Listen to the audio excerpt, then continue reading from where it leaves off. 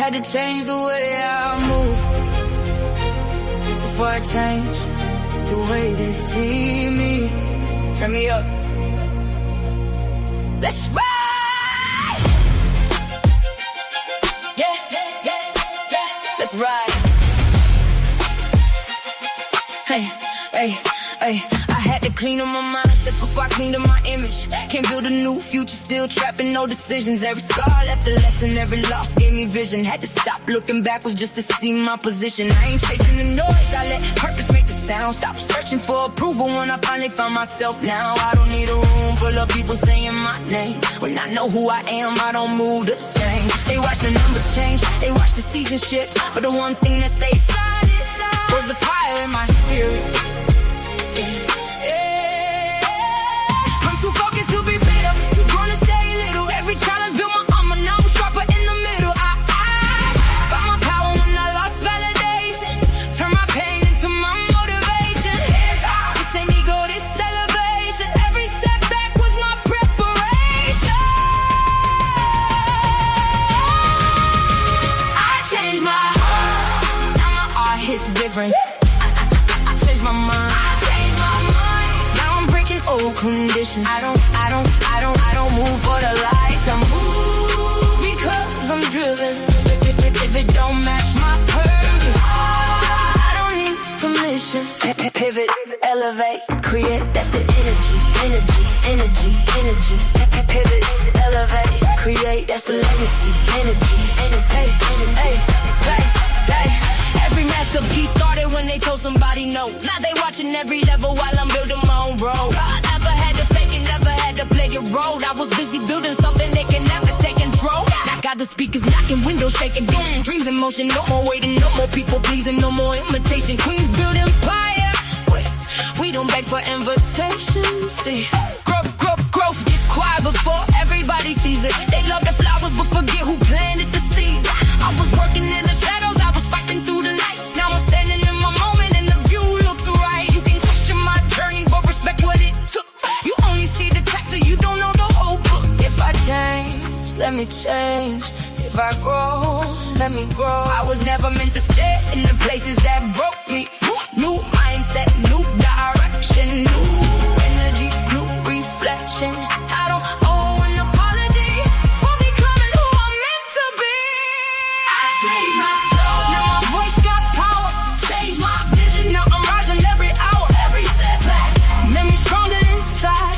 Every mountain built the woman I am tonight.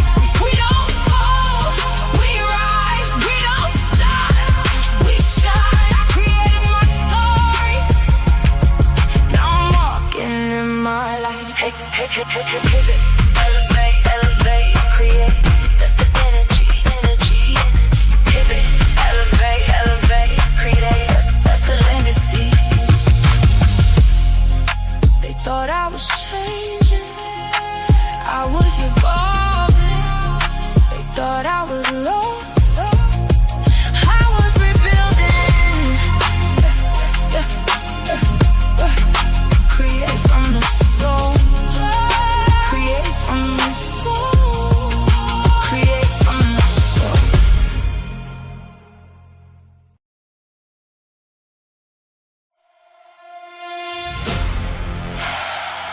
Yeah. Listen, can you feel it? Something shifted. The air don't feel the same. Too many masks falling, too many truths walking in the daylight. Justice being patient. Now she's knocking at every door. Let's go! It's over. It's over, yeah, it's over. What's hidden always finds the sunlight. What's planted in darkness always grows toward the light. Yeah. It's over. The tide done turned. The whole world finally starting to discern. We cried, we built, we stood, we healed. Now look at what refusing to quit revealed. It's over. Funny how silence got louder than the lies. Funny how fake smiles couldn't survive real eyes. Everybody wanted power, nobody wanted truth. Now accountability, walking in expensive boots. Used to laugh, used to mock, used to throw stones. Now everybody scrambling, trying to protect thrones. See, life don't argue, it just shines. Truth don't rush, it arrives on time. Receipts don't disappear, energy don't lie. Everything eventually meets the most high. No shortcuts, no cheating, no editing. History, what's done in the shadows always becomes somebody's testimony. Can you feel that? The atmosphere changing, people protecting peace instead of entertaining. Healing replacing hate, purpose replacing fame. The culture waking up, nothing feeling the same. It's over, no more pretending. It's over, a new beginning.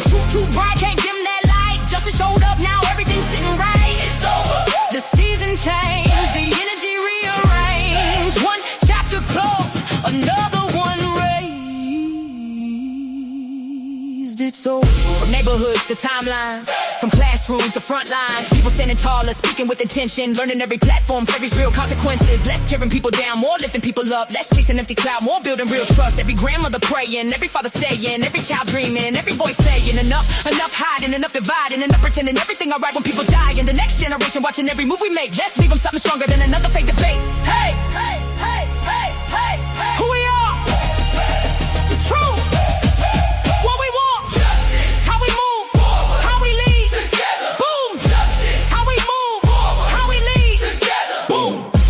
Relapse, it's a healing march. Everybody carrying visible and invisible scars. Some lost family, some lost hope, some almost gave up, barely stayed afloat.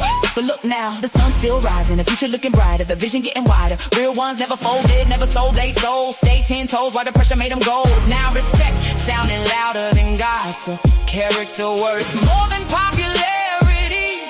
Integrity becoming the new luxury. That's the flame. No revenge.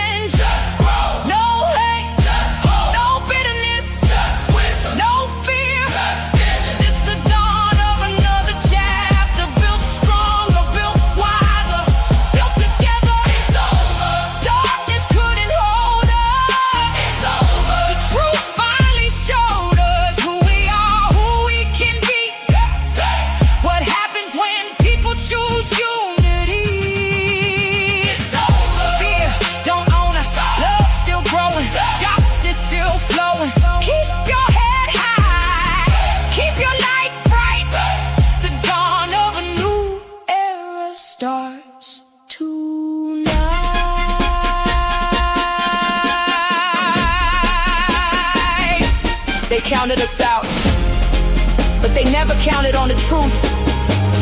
The world changing. One voice, one family, one act of courage at a time.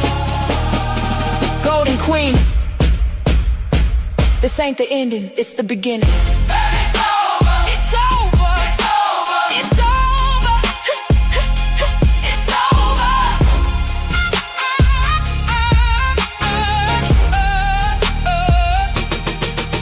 It's over.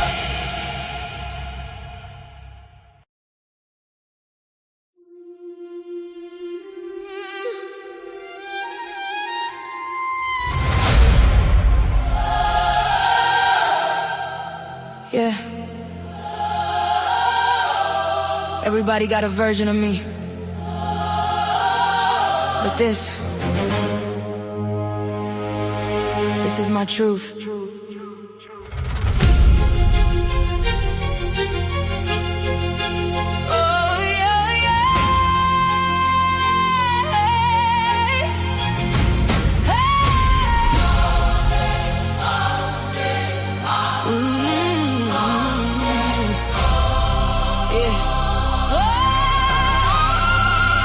Everybody got opinions, never ask me who I am. Read one page, close the book, now they think they understand. They call my kindness weakness, my forgiveness being blind. But I just refuse to let this cold world see my shine. I've been stabbed in the back, still I lead with love. Lost a lot of people, still I look above. Smile through the pressure, I survive the rain. Turn my tears into diamonds from my losses in the game. Don't mistake my silence for not seeing. Peep every vibe, every switch, every reason. Real power knows when to leave without making a scene. I'm misunderstood, it's alright. God's still writing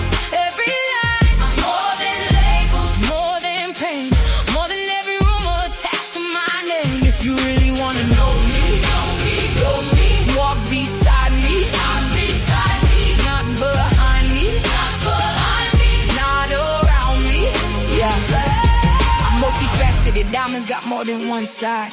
Some days I'm the storm, some days I'm the sunrise. I make my own choices, I stand on my own feet. Can't nobody live my purpose or rewrite my dreams. God gave me free will, I'm gonna use mine. If I stumble, I get up every single time. I answer to my conscience in heaven above, not strangers who mistake my beat for giving up. I won't scream to fit your comfort, I won't dim to feed your ego. If freedom looks different, then let me be different. Still I'm standing, still believing, still becoming. Maybe if we listen before we judge, we discover we all carry invisible scars.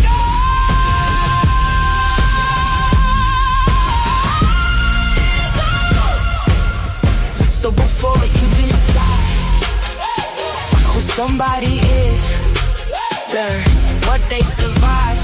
The song is for every soul who's ever felt misunderstood.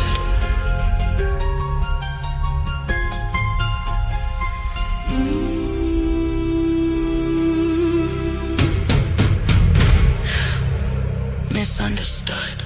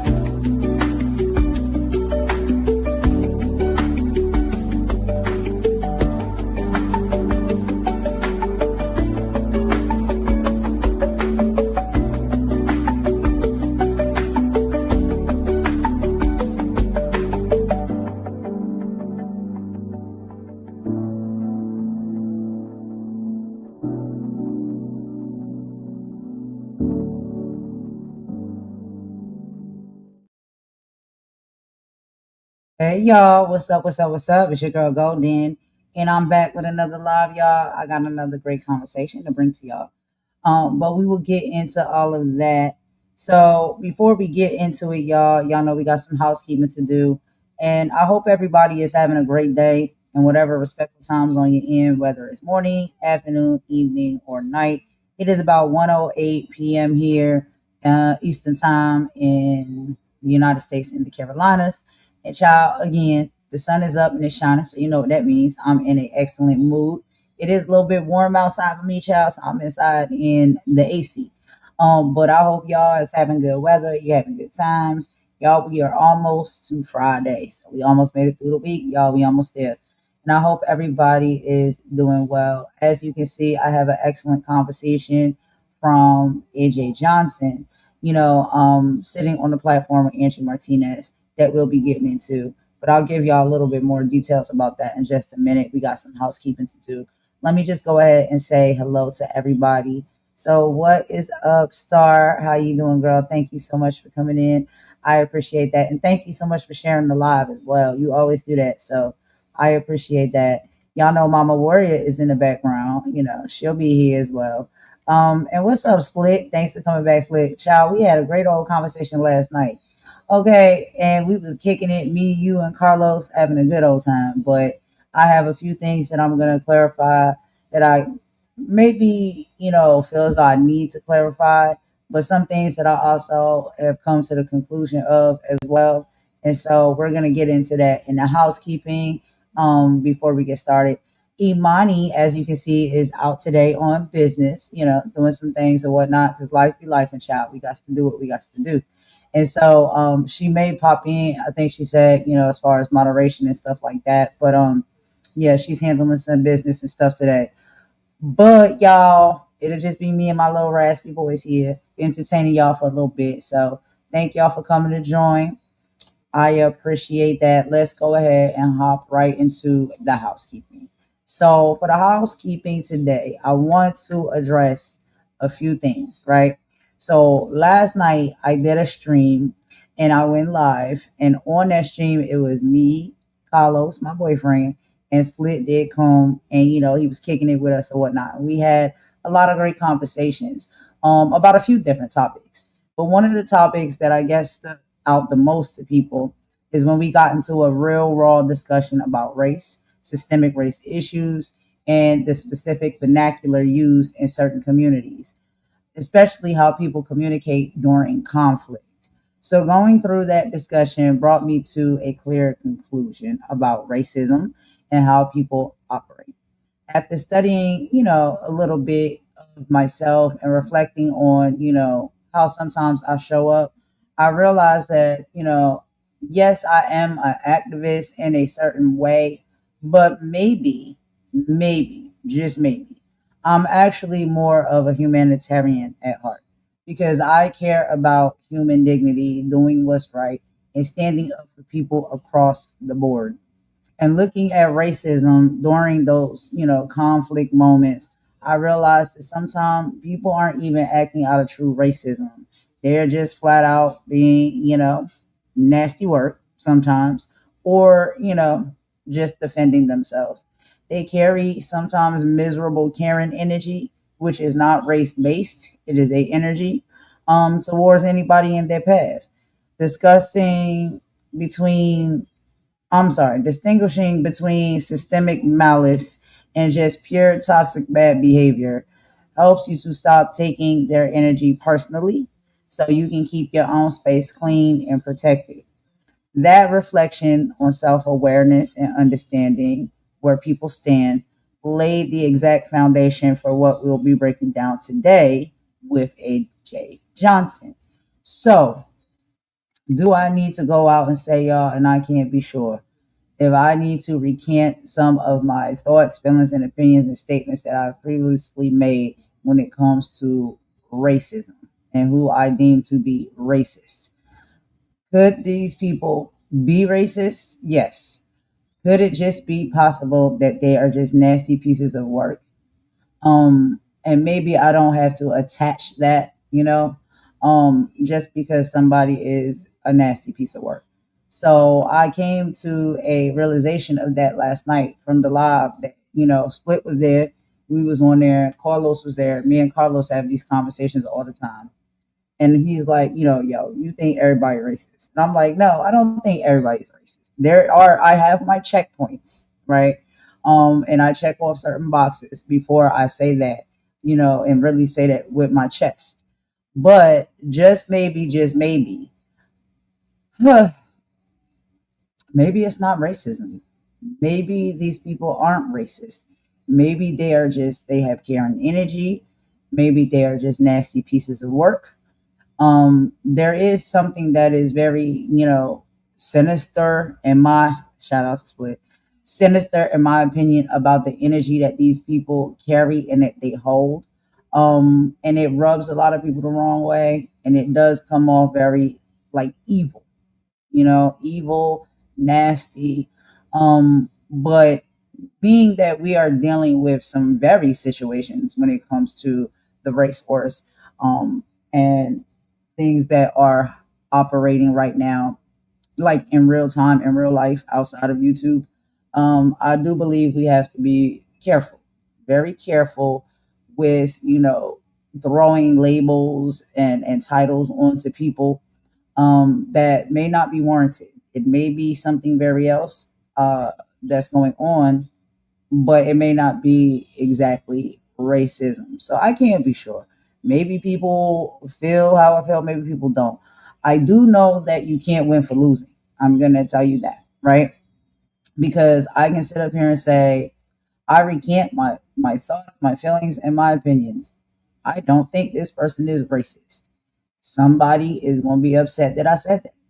If I say how I feel and what I observe, certain individuals and energy to give is racist, then there's going to be people that's going to be unhappy with me because I do that. So you can't please everyone. So that's why I said moving forward now, yes, I am an activist in a certain kind of way, you know, but I said maybe I'm more so of a humanitarian because I really just care about people. I care about humans across the board. I don't care what your race is. I don't care what your background is. I don't care what your walk of life is. If you are a person, I care. And I was like, well, maybe I need to change up the title, right? So that way, maybe I won't get pressured as hard when it comes to the certain things that I say and how I see things and through the lens that I see them at that time. And I can't be sure, to be honest. I can't be sure. Next week, I may have to make another public service announcement, and you just can't win for losing when you have a specific goal. Or vision that you see or you want for the people. And I'm talking about the people as us all as human beings. And what we seeing is going on, where we need to stand, how we can fight against it, how I believe unity is power, all of that. It's not easy to stand up and speak up for those things and fight against sometimes like systems and other energies that don't want that. They don't want to see unity. They don't want to see peace. Um, and so when you're fighting against that, you feel like you're in this constant tug of war, like you're not doing enough right on one side, not doing enough right on the other side. You're not saying this right, you're not saying that right, and it can be a headache, honestly, a big headache. But I ain't gonna hold y'all too long with that. But yeah, as far as my housekeeping, that's literally all I have to talk about. I thought we had an excellent conversation last night on my live with Split and my boyfriend Carlos. And it was just real and it was raw and we were just ourselves. We weren't putting on for cameras or anything like that. We was just talking like how we would normally talk if we was just kicking it and chilling. And, some things I guess that were said were highly defensive to some people. I'm sorry, offensive to some people. Um, and that wasn't the goal for us to be offensive. We were actually trying to prove a point and, really trying to tell people like, and shine like a mirror, on a lot of the issues that we talk about and we argue about so oftenly on the platform as far as, like verbiage, background, uh, where you grow up, who you kick it with, who's your friends, things like that when it comes to like this race war that we're in and how things are being, misconstrued, I think, honestly, on the YouTube platform. And after all of that, I was like, well, maybe I'm misconstruing some things as well. So I said, I will, I guess, give it a shot. Give it a shot and just say maybe my verbiage, maybe what I'm saying in directions are geared towards other people. Um, is it wrong? Could it be wrong? Could I be wrong for saying what I'm saying? Especially when it comes to like labeling or saying someone is a certain thing that maybe it's not true. Maybe that person is not that way, but I know there's something. There's definitely something. And I'll figure out how to speak on that better, right? Because we have to give people grace, we have to give people chances, and sometimes we have to sit with ourselves and look in the mirror and see if there's something that we are doing wrong or if we are approaching in the wrong way. And so I just decided that I wanted to do that after last night's live and this morning. Um, that maybe there can be some type of shift or pivot when it comes to that, you know. But anyway, y'all, we're gonna get into some. Oh, hey, baby, what's up? Hey, Carlos. We had such a good conversation last night. So, and child, we was in there cutting it up, just having a good old time, talking about a lot of different topics too. Not just that. We went on to talk about other topics and stuff. It was very lighthearted. It was funny. It was a good time. But in this world, you can't please everybody. You know what I'm saying? So, that's very difficult to navigate. Um, because you don't want to hurt nobody or harm nobody or rub nobody the wrong way, but you just are you, and you speak how you speak, and you say what you say, and what you feel. And for some people, it comes off offensive. What's up, Polo? Thanks for coming in, Polo. I appreciate that. I appreciate that. But yeah, y'all. So, I just wanted to go ahead and kind of maybe clarify a little bit of that. Like, I can't break down everything, every single thing that was said, right? All I know is some of the things, I guess, that we was talking about, or just having a raw conversation or whatnot, was offensive to people and rubbed people the wrong way. They took it the wrong way. But I know what we were saying, and I know what place it came from. And we weren't even we weren't even going at nobody last night. Like, we weren't attacking nobody. We was having an open, honest conversation and truth. And that's another thing that I feel like too is like, we know that we want to see like connections better. Like, we want to see these race wars, and like we want to kick them in the ass, because we see that it's all, basically popping back up all over again. We're not trying to go through what our ancestors went through. We've made it so far past that time that we don't want to go back. And I just feel like we have to fight for that. Like, we have to be very aware of how we can just go to sleep and wake up the next day and things are totally different. And we don't want that. So we're fighting tooth and nail against it. Um, and like I said, yes, I'm an activist. I'm always going to stand up for my people. I'm always going to stand up for my race. I'm always going to talk about injustices when it comes to black and brown people, because it's something that I live and I experience every single day of my life, ever since I was a child, right? And it's things that I know that are important for us to talk about, and we see that hamster wheel is spinning back around again. However, just because I do that, it doesn't mean that I don't have love and care and compassion for other races and their struggles, and can sit and be their friend and kick it with them, despite that they're a different race from me. And I don't know, it seems like there's like this level of energy now where people are wanting you to pick a side. And I'm like, yo, well, what side you want me to pick? Because that don't work for me. I can't pick just one side. I pick the human side. I pick the human race side. That's the side that I pick. And so, that's what I fight for. That's what I speak up for. That's what I guess my level of activism is here to do. Like, bring us together, not tear us more or further apart. That's what's important to me. You know what I'm saying? And there's going to be things that you're going to have to do that. You know what I mean? Or at least try. I can't do it by myself, but at least try to like make sure that we maintaining our unity as people, as human beings. Um, I think when we do that, we get the best outcomes. We got to stick together and stand together. Sticking together and standing together is like, I know a lot of times, like, okay, all black people stick together against everybody else. No, stick together when we need to stick together, as we need to stick together, despite what our races are, because we all fighting for the same common goal. Like, and I'm seeing that starting to become, something that's like energy that's being, pushed to where they're trying to push us apart and separate us and segregate us again. And that's just something that I don't want to see. I don't know if y'all want to see it, and I don't think it's good for us. So yeah, walking that journey of unity, and trying to bring unity, it's not always going to be easy, and then people are not always going to understand what that looks like. But I'm not picking no side. No side. I pick the human side, and that's the only side. But let me check some of y'all comments.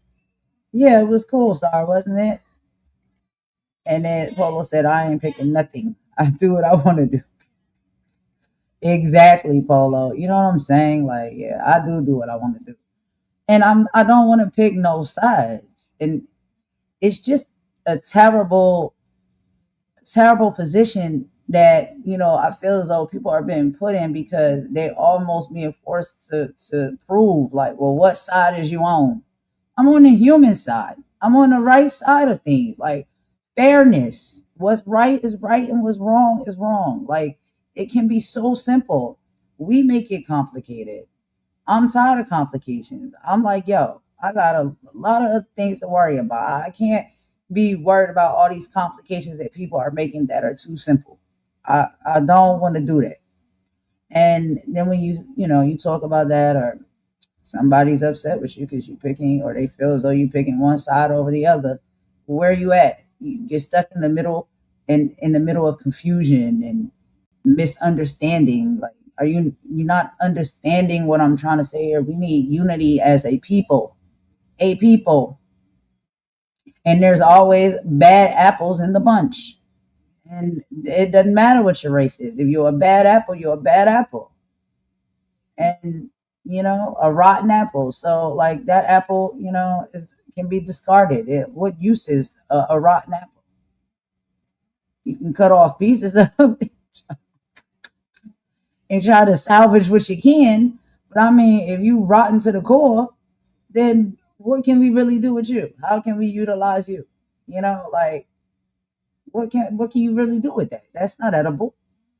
Anyway, child, let me stop. Feed them beans. Not feed them beans. I cannot. Oh my God.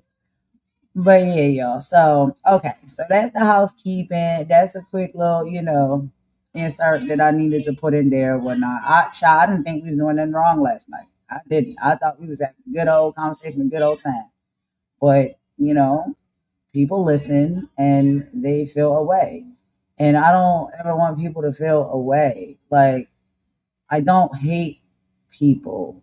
I love everyone. But just like, we were saying on the live last night, sometimes it's just certain individuals that you just don't care for.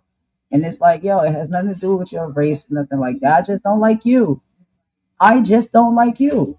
Like, can you accept that I just don't like you? But then people like, oh, well, can you give somebody another chance? That is true. You can give them another chance. So, I'm trying to be fair here with it. I really am. I'm trying to be fair across the board. But anyway, y'all, let's get into what we're going to be talking about today. So, I came across, of course, another interview or whatnot with Angie Martinez and AJ Johnson. Oh my God, I love her too. Child, every time I talk about something I'm going to report on, I always say I love them, but it's the truth. AJ Johnson, I cannot even get into like how much I love her. But she dropped some profound wisdom recently regarding personal growth, healing, and healthy dynamic alignment. It is easy to point fingers at a partner or obsess over fixing a failing relationship, but AJ reminds us of fundamental truth. You cannot fix what's around you until you address what's inside of you. So, some of the key takeaways, and we'll just do the first one: operating from an unhealed self. Trying to repair a relationship without doing your own inner works is like trying to build a house on sand. Unhealed wounds make us mistake codependency for genuine love. So we have to stop expecting a partner to complete us. A partner is meant to complement the solid foundation that you've already established. And so that being said, y'all, let me go ahead and pop this up real quick and get into a little bit of this conversation. I'm going to meet y'all in the chat, and I got DoorDash at the door. So I'm going to be right back, y'all. There's one thing that you are wanting for yourself. Yes. There's one thing that you're dreaming of that before this moment, before this now, you may not have truly believed it could be possible. But right now, connected sisters, I'm aligning with you in the belief that it's just waiting for you. What is it?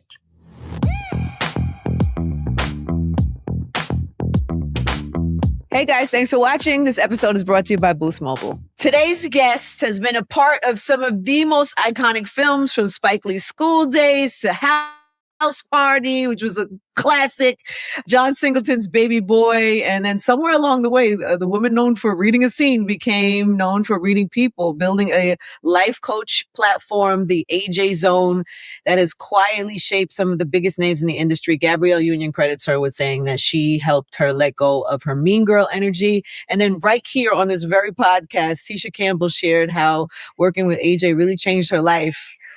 And then, after that conversation, I was like, we need AJ on the podcast. So I am thrilled today that AJ Johnson is here in real life. Yay! I'm so excited. I'm so happy. Me too. I'm so happy. Capricorn sister. Yes. Right?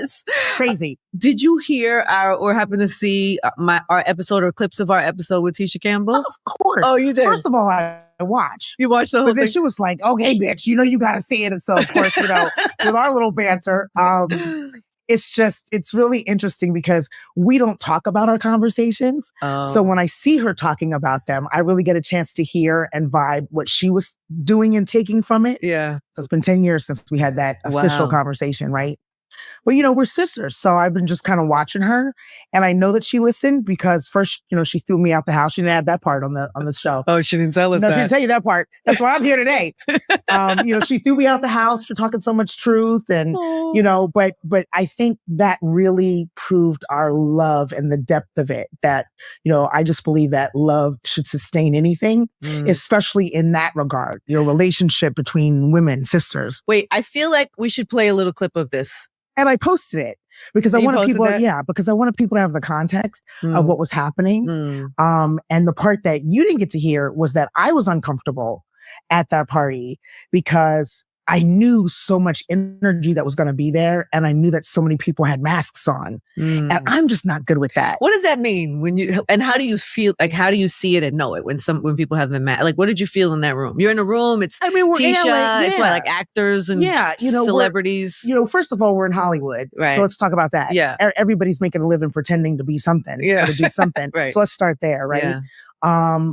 But then some of the people that I knew there would probably be people there that I didn't know. And so, I just watch, look, and listen, and my spirit picks up on, different issues people may be having, but they're smiling through it. I may get a vibe about a relationship that somebody's bragging about that's not really anything to brag about.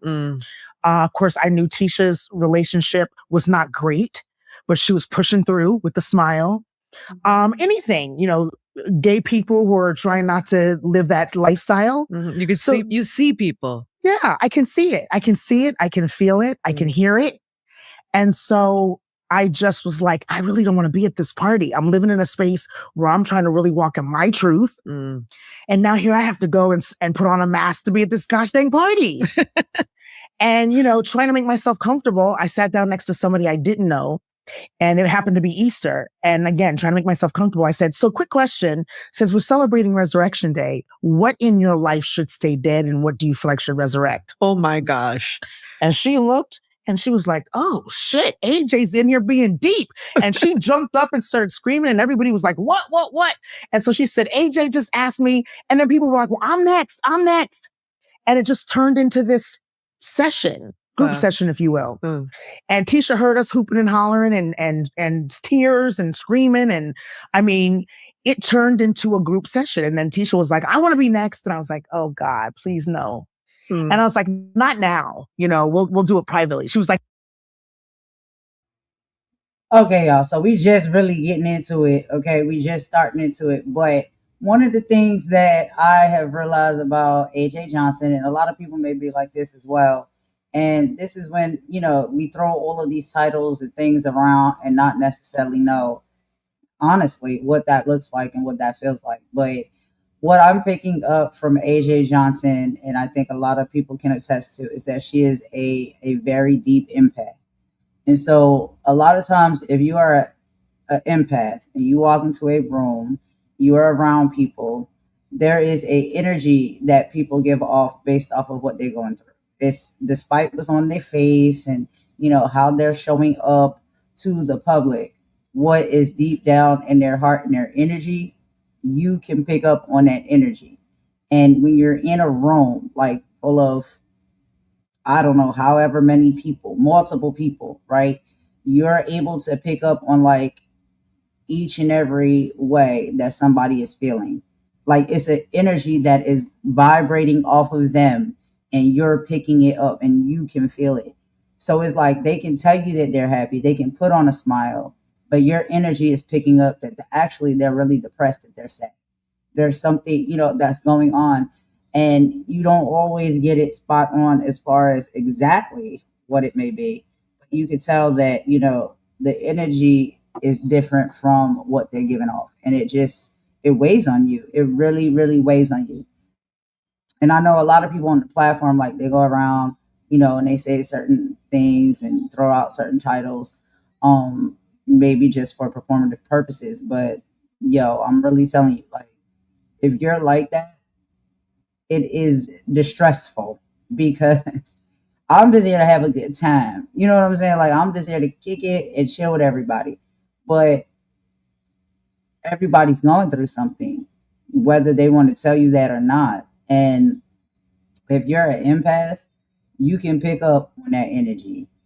And it's just like it becomes overwhelming. You know what I mean? And it's like then being that you're picking up on the energy, what also comes along with that is a level of some type of spiritual discernment, right? So you kind of already can hit the nail on the head, and the person is so astonished because they don't even know, like, how did you know that? Like, how did you know I was going through that?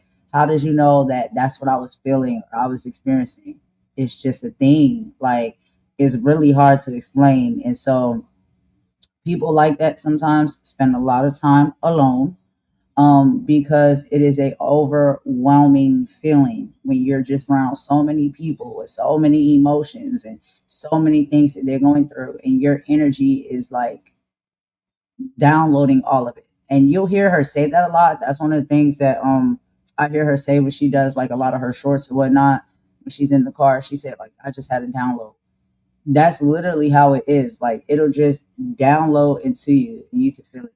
Now, why am I telling y'all this? Because, it's not, to say that I don't think I'm nowhere on the level of AJ Johnson, because I believe she's mastered it. For a lot of people, they push it away. And that's what I do. Like, I push it away. It's too much. It's overwhelming for me. And I do think that that's a lot of the reason too, as to why, like, I may give people multiple chances. I gravitate towards certain people, and take a liking to them or whatnot. And I feel something and I see something different in that person than what they show the public, because it's an energy that's coming off that's different from what they're portraying, and I can feel it. But sometimes I act on it and sometimes I don't. Most of the time I don't want to, because it's annoying. Like, you can't be free mentally, because you're always getting like other people's energy. Is like you can feel it and pick up on it. So it's very draining. Exactly, Star, you understand as well. It's very draining. And that's why you see people, they be like, yo, I gotta take a break. I'm gonna take a vacation. I need some time off. I gotta, detach myself from this, because when you're in those spaces, it's like you can pick up on people's energy and it can be overwhelming. But anyway, that's all I wanted to say on that part, y'all. Let's let AJ talk some more. AJ is really dope. Just like Polo said, AJ gives great relationship advice. I love her. I love her too. So let's get back into it, y'all. I'm gonna meet y'all over in the chat. No, I want to do it now. And I said, okay. And I said, you're wearing a mask professionally, in your family, in your relationship. And it's hard to watch, because I know your soul and I know I'm getting teary-eyed talking about it. Ooh. I know your truth and you're not living it. And it hurt me to say it. And she was like, bitch, why are you crying? So you were crying in the moment too? Yeah, just like now. Right. I felt it just like now. And she was like, why are you crying? Wow. And I said, because I love you and I want you to be happy, and you're not. Well, how could you see that? Like, what is that experience of seeing that in somebody? You could just tell, or, I mean, well, as friends and as sisters in just any conversation, I'm sure you go through with your friends. You know what makes them happy. You know what brings them joy. You know what makes them sad. You know what's uncomfortable conversations. I mean, Tisha and I have known each other for 30 years. Yeah. So I know the conversations with her family, her kids, her spouse at the time, her friends. I know what makes her uncomfortable. And to watch her have to smile and posture, shoulders back, head up. Jokes and covering it with jokes and pushing through and not wanting to have the conversations. I try to walk in a level of truth where the conversations are real and true, because I know that's the only way we grow and we go. And so when people are not that way with me, there's no alignment. Yeah, I get and that. that's what happened. Ooh, I get Our that. alignment started misaligning. And so when I finally said that, I'm teary-eyed. And I actually thought in that moment, I said, this is the end of our friendship. Oh, wow. This is it. Because no one's telling her this truth. And she looked at me and she was like, you're right. Oof. And I was like, this is in front of everybody at the party. Yeah. And keep in mind, everybody was doing that. So she, as the host, was no different. Everybody was coming clean, if you will. And she said, talk about right. Easter like resurrection. Listen, girl, I was like, he has risen. For real, right? And I think she started her divorce process the next week. Wow. Oh yeah. It didn't take long. And I was there, I was there through the process, and we had a couple more times, friends that she felt like were supportive. I was like, no, they not. And she was like, yes, they are. I was like, no, they not. And so that started us in another level of our friendship. At that point though, had you already been deep in your life coach phase and I don't know, just journey? And oh yeah. You had already been deep in that and done a lot of work and helped people and can see things and. Yeah. I call it answering the calling, because it's nothing that I choose. In conversations, it's just, that Spelman College comes out, that science nerd comes out, and I just start asking questions about life and primarily just trying to get to know people. I've grown up here in Hollywood. So for me, it's been really hard coming from like the HBCU environment to Hollywood. And I'm also a member of Delta Sigma Theta sorority. So there's a sisterhood involved in all of this, right? Yeah. And I just wasn't finding it here. And so I started having certain conversations, just trying to get to know people. And they were like, woo, okay, hold on. And they were saying, where's my tissue? And I was like, I'm just trying to ask. And then one of my close girlfriends, Spellman's sister, Tracy Blackwell, she's an executive at Amazon. And she said, you're a mirror, right? Like sometimes people don't want to look in the mirror, and it's so hard to be your friend, because to be your friend, you got to always tell the truth. And I was like, but isn't that what love is? Love is truth. So would you prefer to not live that? She was like, see, here you go again. So I just being me, to be honest, it just started happening. And it's so funny. Yeah. People started saying, hey, I need to talk to you. Hey, I need to talk to you. And it just developed itself, really. Wow. It's funny you say that, because I think I have some of that gift that you have in terms of being able to for sure see people. Yeah. I can see people. And so sometimes that's my conversation is rooted in what I see, and then trying to understand if I'm right, and then trying to get the person to, so I do that. But in my real life, I also can do that. And so I can see people around me. Do you walk in it? Well, I sometimes do, but I think I have, because there's a thing about like overstepping or taking people places they're not ready, or also there's like a burden in it in a weird way. It's like how you said, people are like, oh, it's too much. Yeah. Sometimes people don't want to hear what you see. And also I try to be humble in like, I see that. And it's true for what I see, but I may not know all the nuances of why that's happening. And so let me not try to overstep, and let me just, but if somebody asks, or if somebody leaves an open lane and it's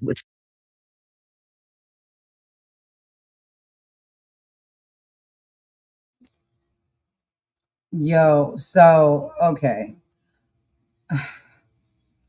This conversation is so good. When I listened to this, I was like, yo, bingo. Because a lot of the time, this is how I am, right? And I'm not saying that to be like, oh, I'm like Angie Martinez. Oh, I'm like AJ Johnson. No, it's not that. It's just if you're like this, then you're like this and you can resonate with it, right? And what Angie Martinez was saying is like, yeah, like sometimes you can see certain things or feel certain things, but it's like you feel like, yo, no, I don't want to overstep. I don't want to say too much. I don't want to ask a question that's going to trigger someone. I don't want to make a statement that's going to trigger someone, but it's what is getting downloaded to you, as far as like being in connection with that person, whether you're friends, whether you're just acquaintances, whether you're a family member.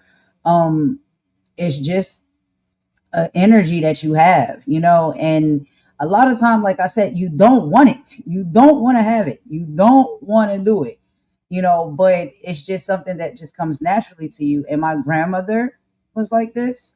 And so I guess it can be passed down through generations and things like that. And me being a little bit, still in my younger age or whatnot, I'm still trying to figure out how to navigate, like, because it can be very spooky. I'm not scared of nothing, but it can be very spooky and uncomfortable because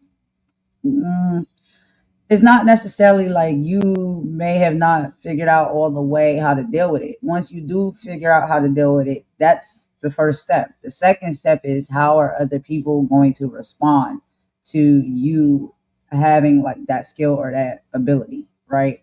And the toll that it takes on you, it really takes a toll on you mentally. And this is why, I believe so much we see with AJ Johnson that she's very like healthy when it comes to her spirituality, and she has to recharge herself and make sure that she's always on 100%, because when you're like that, it takes away from your percentage, right? Like for you to do a reading or a download or something like that, for someone, exactly, start like a gut feeling, it takes a lot of energy out of you, and you find yourself like, yo, you're exhausted, like. And then even there's times where you can't sleep. You know what I mean? Like you can't rest because it's what's constantly like you're always hearing everybody else's like thoughts and feelings and emotions, and you're feeling them, and you want to fix it, or you know what I'm saying, you want to give them something to make them feel better in that time, or you want to say something to make them feel better in that time, because you can feel the energy. And it's not just what they say all the time. It's sometimes like what you feel coming from them, the energy that's coming. Because they can tell you, like, yeah, I'm having an excellent day. Everything's going good. My life is great. But you feel the energy, and their energy is not what they're telling you. Their energy is something totally different because they're putting on a mask. They're making it seem like everything is okay. But you picking up on the energy, you can feel like, no, everything's not okay. And I've been in conversations or whatnot, like with my mom, with my family, with my friends, people even that I've met on YouTube. And, I might be talking to them or whatnot, and I'll be like, yo, hey, how you doing? How's your day going today? And they'll tell me something, right? And I'm like, okay. But I'm feeling something totally different. What they're saying to me is not what I'm feeling as far as the energy, transference. And so that can be kind of deep. So that's interesting she said that. But let's keep going, y'all. I'm gonna meet y'all in the chat. Of curiosity, I will be honest. But I don't think I've put myself in a position. I think my walk is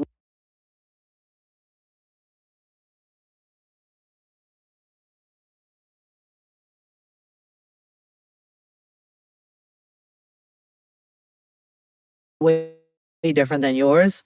In terms of like, I don't know, just in my personal life, I don't use it, but I do have the gift that I have it, but I don't all the way use it because it doesn't always feel appropriate for me. Well, does that make sense? Yeah, it makes sense. And I'm going to tell you where mine shifted, because I tried that for a long time. I'm not going to use it in my personal life. I'm only going to use it with clients. I'm not going to do speaking engagements. I'm not going to do, I was trying to pick and choose. Yeah. And God was like, yeah, no, this is your assignment, part of it. And so I need you to surrender to it. And there's going to be some life shifts. There's going to be some friendship shifts. But people need your truth. And so that he was like, what are you going to do? And even on social media, my social media team for a long time, years ago, was saying, you talked to us about the spiritual downloads, but you don't share it. How come you don't share it? I was like, well, it's not for everybody. And they were like, you'd be surprised how many people want to hear from you, especially, what your spiritual walk is like. And I was like, you know what? I'll do it every now and then. And I mean, whoosh, it's like a volcano. Wow. So and I'm still growing, I'm still learning where to use it, where not. And, I think it's who we are, Ange. It's who we are, and people know that's who we are. And even this space for you, we're not surprised you're in this space doing this. It's who you are. Yeah. So I think that's really what it is. It's a matter of how much do I accept the assignment and the divine alignment to walk in this level of truth. Yeah. It's not easy. No, it can't be. That's why I say that to you. I don't necessarily feel that my path is the same or my assignments. Yeah. I feel like we have different assignments, for right? sure. Yeah. Similar, maybe type of gift, but it's different assignments. And so, or is that me not wanting to fully own? Well, you know what? I feel like this connection is divine, even beyond the conversation, because there's not a lot of us to connect. And so, I mean, I don't know who's in your life, but I know for me, one of the reasons I was excited to talk to you is because I don't get a chance to do this. I'm usually on the healing side, as opposed to letting it out and being healed. Yeah. So I don't know that I'm a healer here. I think I just... Oh, now you're running from it. No, I'm not. Because I don't sit in the seat of it as a healer. I sit in the seat to see you and to understand you and to help share your story for wherever it needs to land out there. So how do you feel when I say even that is healing?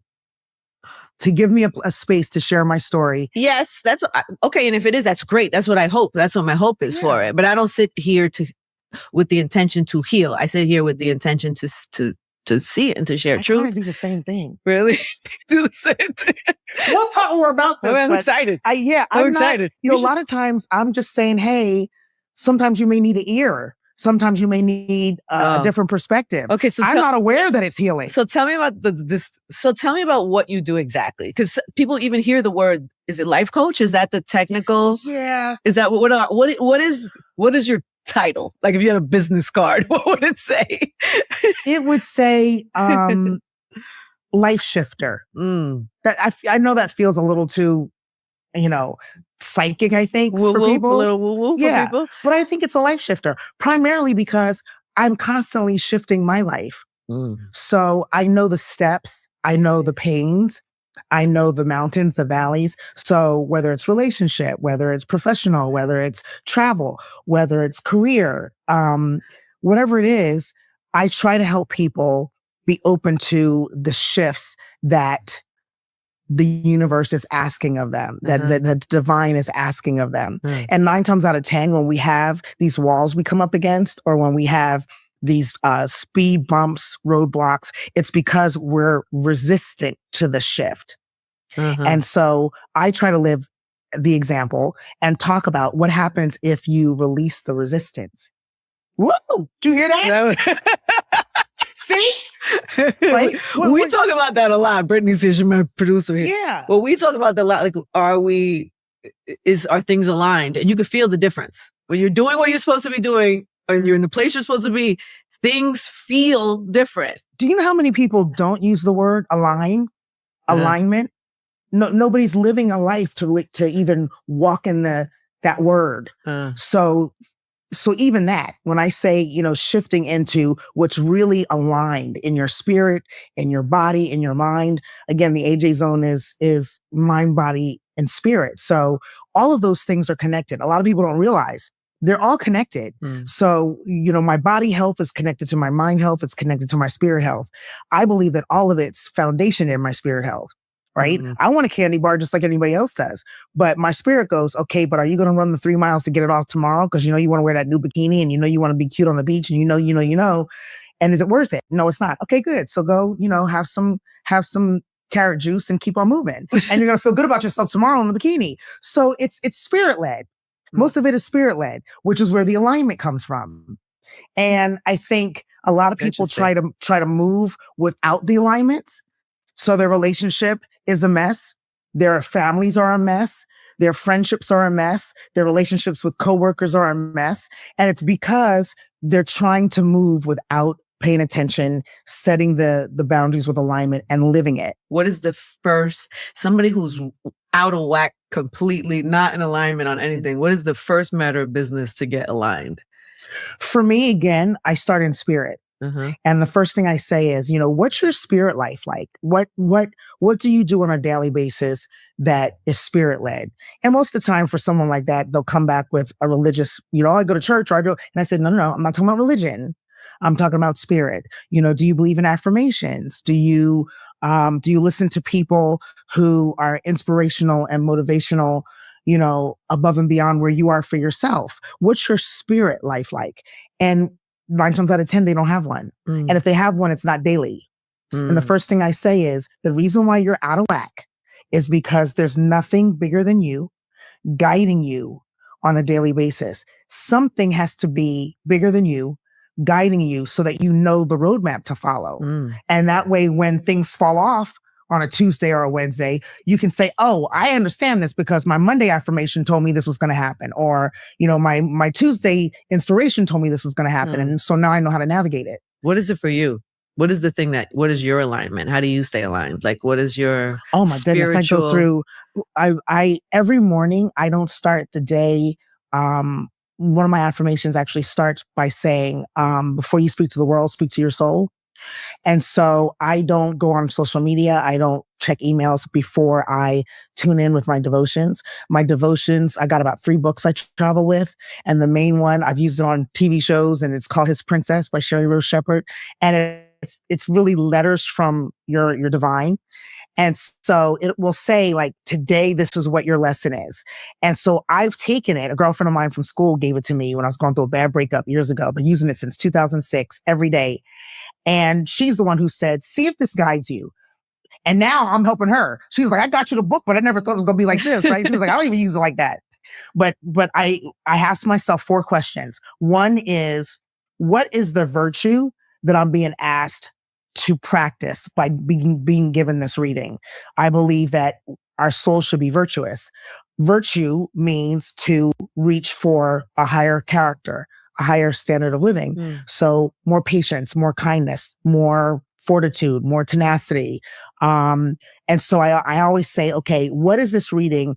What virtue is this reading telling me to practice? That's question number 1. Question number 2 is, what actions required of me to demonstrate me practicing that virtue today? So it's not enough to say, oh, my virtue is patience, I'm going to be more patient. Nope, that's a concept. What's the action? More patience means what? Not flipping a bird to somebody cutting me off on the freeway. Helping the old lady out of the grocery store as opposed to running past her so I can get out the door faster. Instead of screaming at the bank teller, hey, can we open another line? Which is typically what I've been doing. I stand patiently and wait. So there's different ways to practice. Yeah. And what I learned by the end of that day, question number 3 is, what do I have to release to be better in my life that day? And question number 4 is, what's my action that demonstrates the release? I ask those 4 questions of myself every day. Every day. To start my day. What was today's? Today was Lead the Lost. What was it? Lead the Lost, which I get constantly. Okay. That was my devotion. I figured out that for today, because I get the reading all the time, today my virtue was surrender. Because in order to lead the lost, I realized that in the reading it even says, surrender to understanding that you're a leader. And that there's people who are wandering around. It literally says wandering around this dry and thirsty land, waiting for you to fulfill their thirst spiritually. So as we talked before, so I have to surrender to that. So that was my virtuous surrender. So then it becomes, what's the action I have to demonstrate in order for me to practice the surrender? And so the surrender was, it's okay that I don't know everything. Ooh, I'm getting choked up talking about it again. Oh. It's okay that I don't know anything, that I don't know everything. And that opens me up to learn and to explore and to be a spirit of adventure. Because what I'm going to get, I'm going to help somebody else with, right? So that was my my action in the virtue. What do I have to release? Whew. In the surrender, I have to release feeling like where I've been is where I'm supposed to go. So this is getting into a whole nother thing. Because, for example, I'm living right now, my season is a season of readjustment and a season of refinement. That's the season I'm living in. What that means is, I love this. Okay. What that means is, this rings true for me. Go ahead. I like it. I like it. So in the action of what do I have to release? I have to release thinking that as an actress, there's only certain things I'm supposed to do. You know, there can be different things. Like, for example, I love that I get scripts where I'm the baby mama because everybody knows me of that. But I still want to do action films. I still want to do spy films. I still want to do, horror films. I want to do things where I can use my physicality and my body and in more action. I've never done that. So instead of talking myself out of that, I'm going to release the resistance. That's a thing for us, releasing the resistance. I'm going to release the resistance to thinking I have to do a certain kind of thing. That's what I'm releasing. And then what do I do to demonstrate the release? Confess it. Like I just confessed to you. Talk about it. Share it some kind of way so that I can hear myself and receive that release. Wow. Every day. Wow. And that's just before 9:00. I ain't even got out of bed yet. No coffee, no energy drink, no gym. My gosh. That's before I even start my day. Could you imagine, like, was this always like when you were young and thinking about what your life would be? Did you always know that your work would be in this kind of space, or did you? Absolutely not. No. I didn't know my work was going to be in this kind of space 10 years ago. Oh, wow. I just, I was traveling. I was, on different sets as an actress. I've always You just wanted to be an actress. That was what was your? I know. I didn't even want to be an actress when I was younger. I wanted to contribute in the gifts that I was given. So I've always been athletic. I've always been a dancer. I've always loved learning about different people. That's been my spirit. Now, how it manifested professionally, I had no idea. And so when I started dancing and acting on stage, I was like, okay, this is cool. And then I thought, well, let me just go to LA and see what happened. And then that took off. And then I started thinking there's a part of me that's sleep that I want to wake up. And that's dealing with more people, not just the Hollywood celebrity on set thing. Like I want to really talk to people. And that even came out of, as I'm traveling, people in the TSA lines would be like, hey, Jay, I read that article and I read where you said, don't eat bacon. And I would say, okay, well, did you stop? No, but I read it. So it's like, why are you eating bacon? Now I'm talking to this girl that works for TSA in Atlanta for 20 minutes. But that's just part of my spirit. I'm a connector. And so I started to think, what can I do to connect with more people?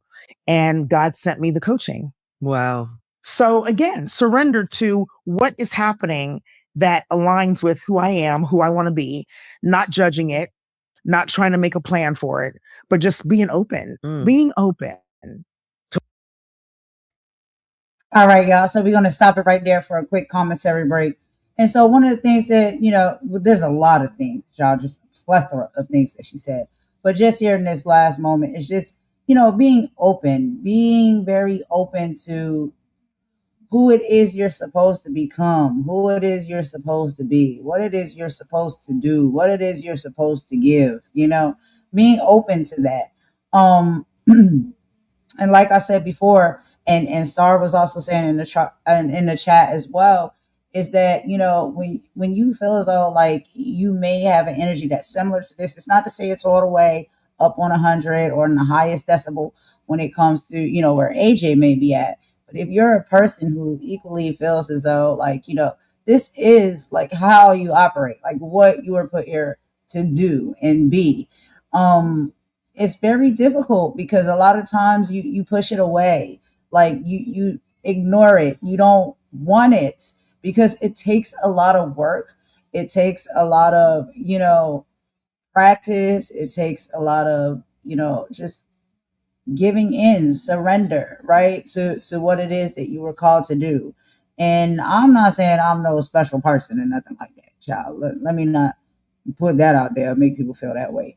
But I can tell people like for sure, I'm not going to lie about any of these type of things just to seem a certain type of way or make content or anything. I'm telling y'all what I know to be true.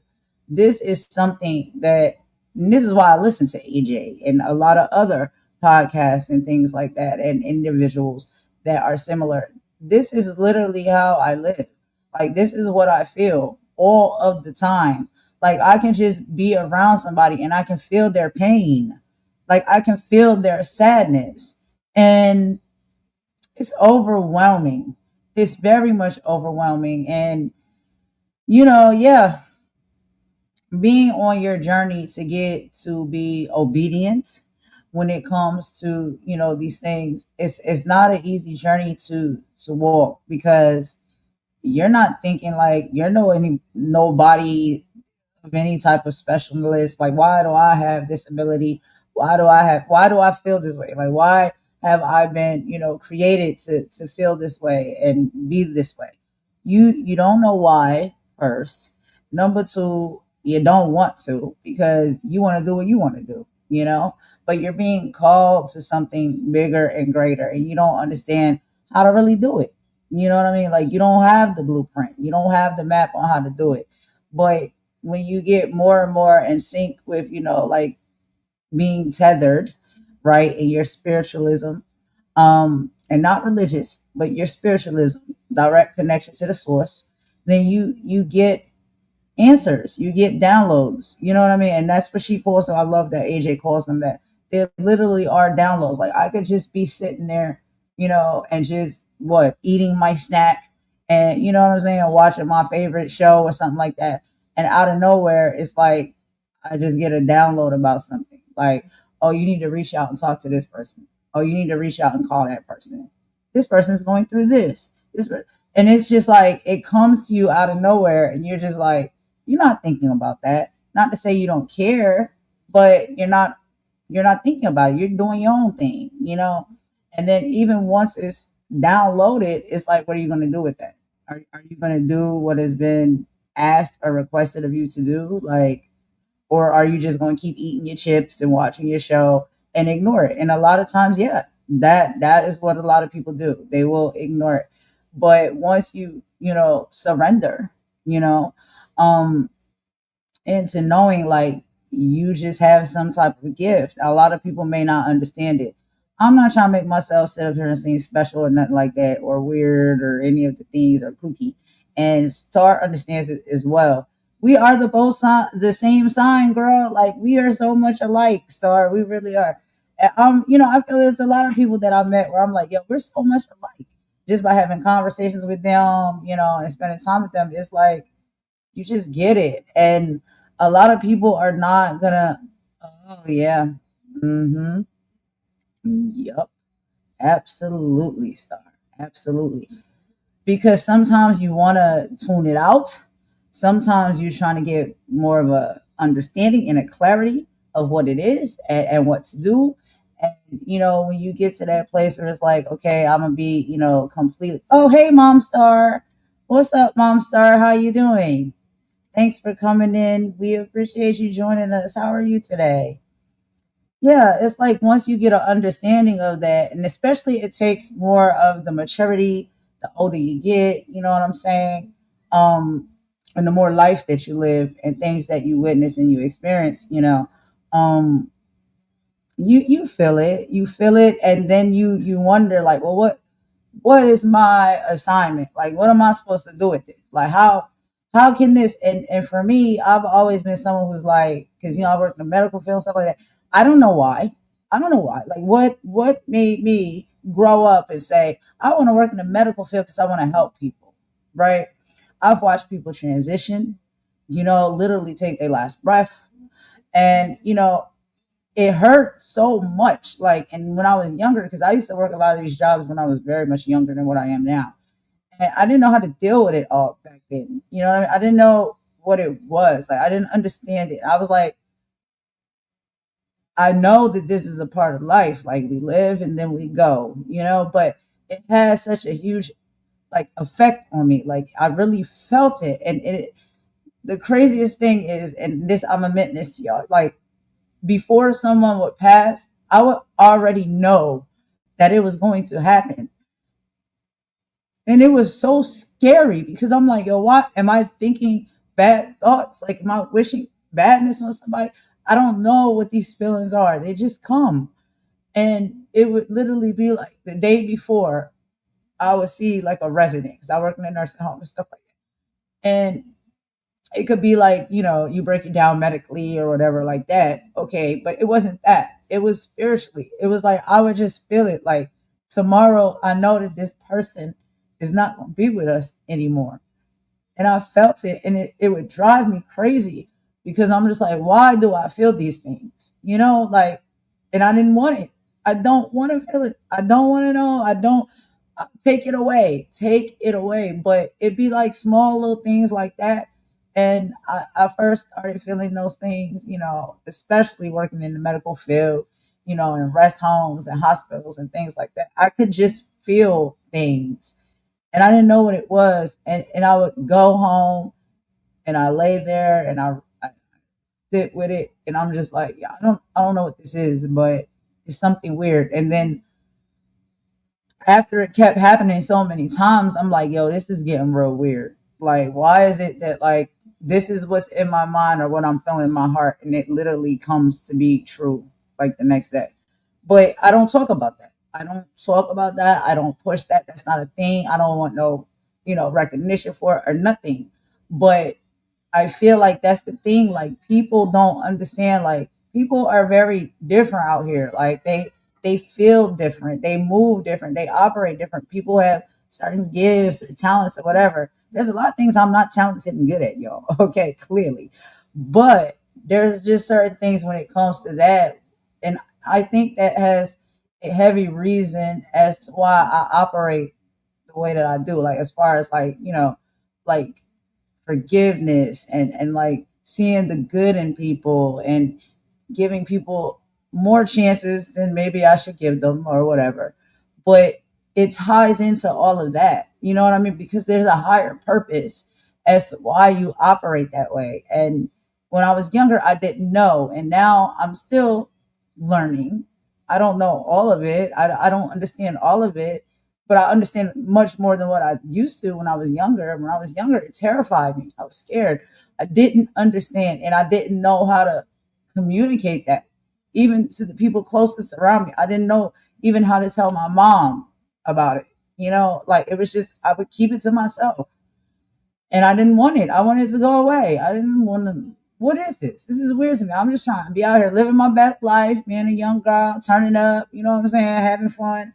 And I didn't want to have these feelings. And they're heavy. They're very heavy and you lose a lot of sleep. It stresses you out. You have nightmares. They wake you up in the middle of your sleep. Like it's crazy. And I've never talked about this to anybody before. And it wasn't something that I wanted to. Hold on, y'all. Let me catch up to y'all comments. Okay. V Love says we are spiritual people. Star says my first passed away on the hospital. He was a sweet man. I'm so sorry, Star. That's hard. That's really, really hard. I can go by people and feel their energy. It was crazy at first to me. Yeah. Yeah, Philip. I'm telling you, it really is a thing. And it's like, that's why I don't know if maybe that's why I was created like to be a single child, to spend a lot of my time alone. Because when you're like that, you literally have to have your time to yourself and be alone and away from people. Because when you're around like a large crowd of people and like you feel everybody else's energy and it becomes overwhelming, you almost begin to feel like sick.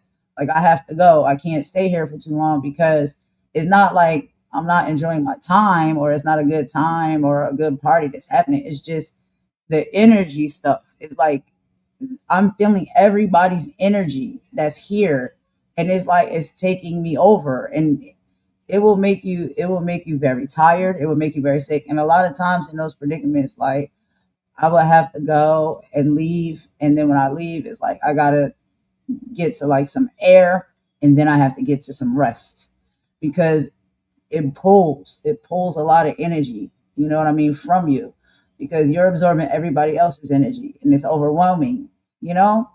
And I know that sounds weird, y'all, to some. I think some of y'all that's listening understand, but some people may not understand. And on top of that, too, it's like, I know when we're listening to this and we about to get right on with it, y'all, I don't want y'all to listen to me too long. I know it seems like, okay, well, if that's the case, then you'll always be sweet and you'll always be positive and you'll never lash out. And you'll never get angry. And a lot of times that you do lash out, you do get angry. I think, especially very early on, before you like really fully accept what is happening and learn how to, like AJ Johnson, how to master it. If you don't master something, it's like, then now, you have that other side too. There's like, it's becoming like all of this energy is pouring inside of you. And what are you supposed to do with it? If you're not doing what you need to do positively with the energy to pour it back out into people the right way, you're becoming a volcano. And that volcano at some point is going to erupt, and it erupts sometimes because you're not following your purpose. You're not doing what it is that you've been called to do, or what you're supposed to do with that energy that you're holding. Not only are you holding your own energy, you have other people's energy now that you also have absorbed and you're holding as well, and you don't know what to do with all of that energy. It reminds me of like what's that show I used to watch out, Dragon Ball Z, and the Super Saiyan mode, like with all of that energy that just be like, building up inside of you. At some point, you have to let it go. And then say you have all of this energy in you, and then you get into like an argument or, a disagreement with somebody or a fight. All of that energy you have now, that's going to go in that direction, but it's going in the direction of something negative, right? Because it's an argument, it's a fight, something like that. That's not where the energy was meant to go. It was meant to be probably, downloaded inside of you, right? Then, now you're using it for good. So when you pour it back out, you're pouring it into people in a positive way. But you absorb so much of this energy and you don't know how to get rid of it, right? Because you're not being like the type of person who is going to listen and be obedient to what you need to do with it. So you're just holding on to it, and then boom, soon as somebody pisses you off, child, Dragon Ball Z mode. You know what I mean? Like, it comes out like that. And I think like people that explode like that, and you might see people explode and go ham like that, that could sometimes be the reason as to why it gets to that level, because you absorb a lot of energy but you're not expelling it healthily and properly. And anyway, but yeah, we are sorry to hear that story. And B Love says, yeah, it can be very heavy. Yeah, 100. Star says, my, yeah, we talked about that. He said your dog even can feel, little dogs can feel everything that we feel, and our dogs are very close to us. This is a true thing. This is a true thing. And I experienced this with my dog because, I got two little dogs as well. I got the long haired Chihuahua, and then I think this new one that I got is like a Jack Russell Chihuahua mix, but they still are small, and they're always on you. They lay on you. And here's something about dogs, right? When you are sick and you're not feeling well, your dogs can sense it and they cuddle up against you. They stay like really up under you, like, our little cuddly dogs, they always up under us anyway. But like when you're sick or you're not doing well, and it can be you're physically sick, sometimes it's just you going through something mentally, right? Your dogs can feel that. And they like, yo, something is off with the energy. And they lay up under you. They stay close to you. They follow you because I don't know. That is just something about the connection with like, a dog and their owner. Like they really are very close, but they also are very sensitive to energy. Just like babies. You know what I mean? Babies can see like spirits. They can feel spirits around. They see things that we don't see as grown-ups and adults, right? Same as dogs. Dogs see spirits and stuff as well too. So like a lot of times, like I'll be sitting here sometimes, child, I watch horror movies and stuff like that. But I'll be sitting here and my dogs be like, they be doing weird stuff. Like they'll just be looking up at the ceiling, like in a certain spot and just fixated on it. I'm like, and I'll look up there like, is it a bug? it don't be like no bug or nothing going on up there. They just staring up there. So I'm like, it must be something that they can see that I can't see. And even my son has done that as well. Like I'll catch him and he'll just drift off. And he'll just be looking or staring at something and just be like kind of zoned out. And so what me and my mama said, like, I said, did grandma come to visit, great grandma come to visit you? I said, is that great grandma talking to you right now? Because I do feel like our ancestors and stuff come to visit us. And I feel like kids and animals are the main two innocent souls that are able to pick up, on that. And sometimes we can't. Sometimes we have so much gunk and things going on that like we can't always pick up on when like a spirit is visiting and stuff like that. Y'all don't. I hope I'm not offending anybody or making anybody uncomfortable, but this is just for real what I'm telling y'all. And it's like when I listen to AJ, like she just made me feel free to be able to talk about these things and stuff as well. And I know there's a lot of other people out there that, you have these experiences, you feel that way too. Like we see it. Be Love says, yes, it's a gift. So you have to grow in the balance of it. Yes, yes. The balance of it, and just acceptance of it, obedience. Be Love, it weighs on your heart a lot, says Star. Yeah, for real, Star. For real. It does.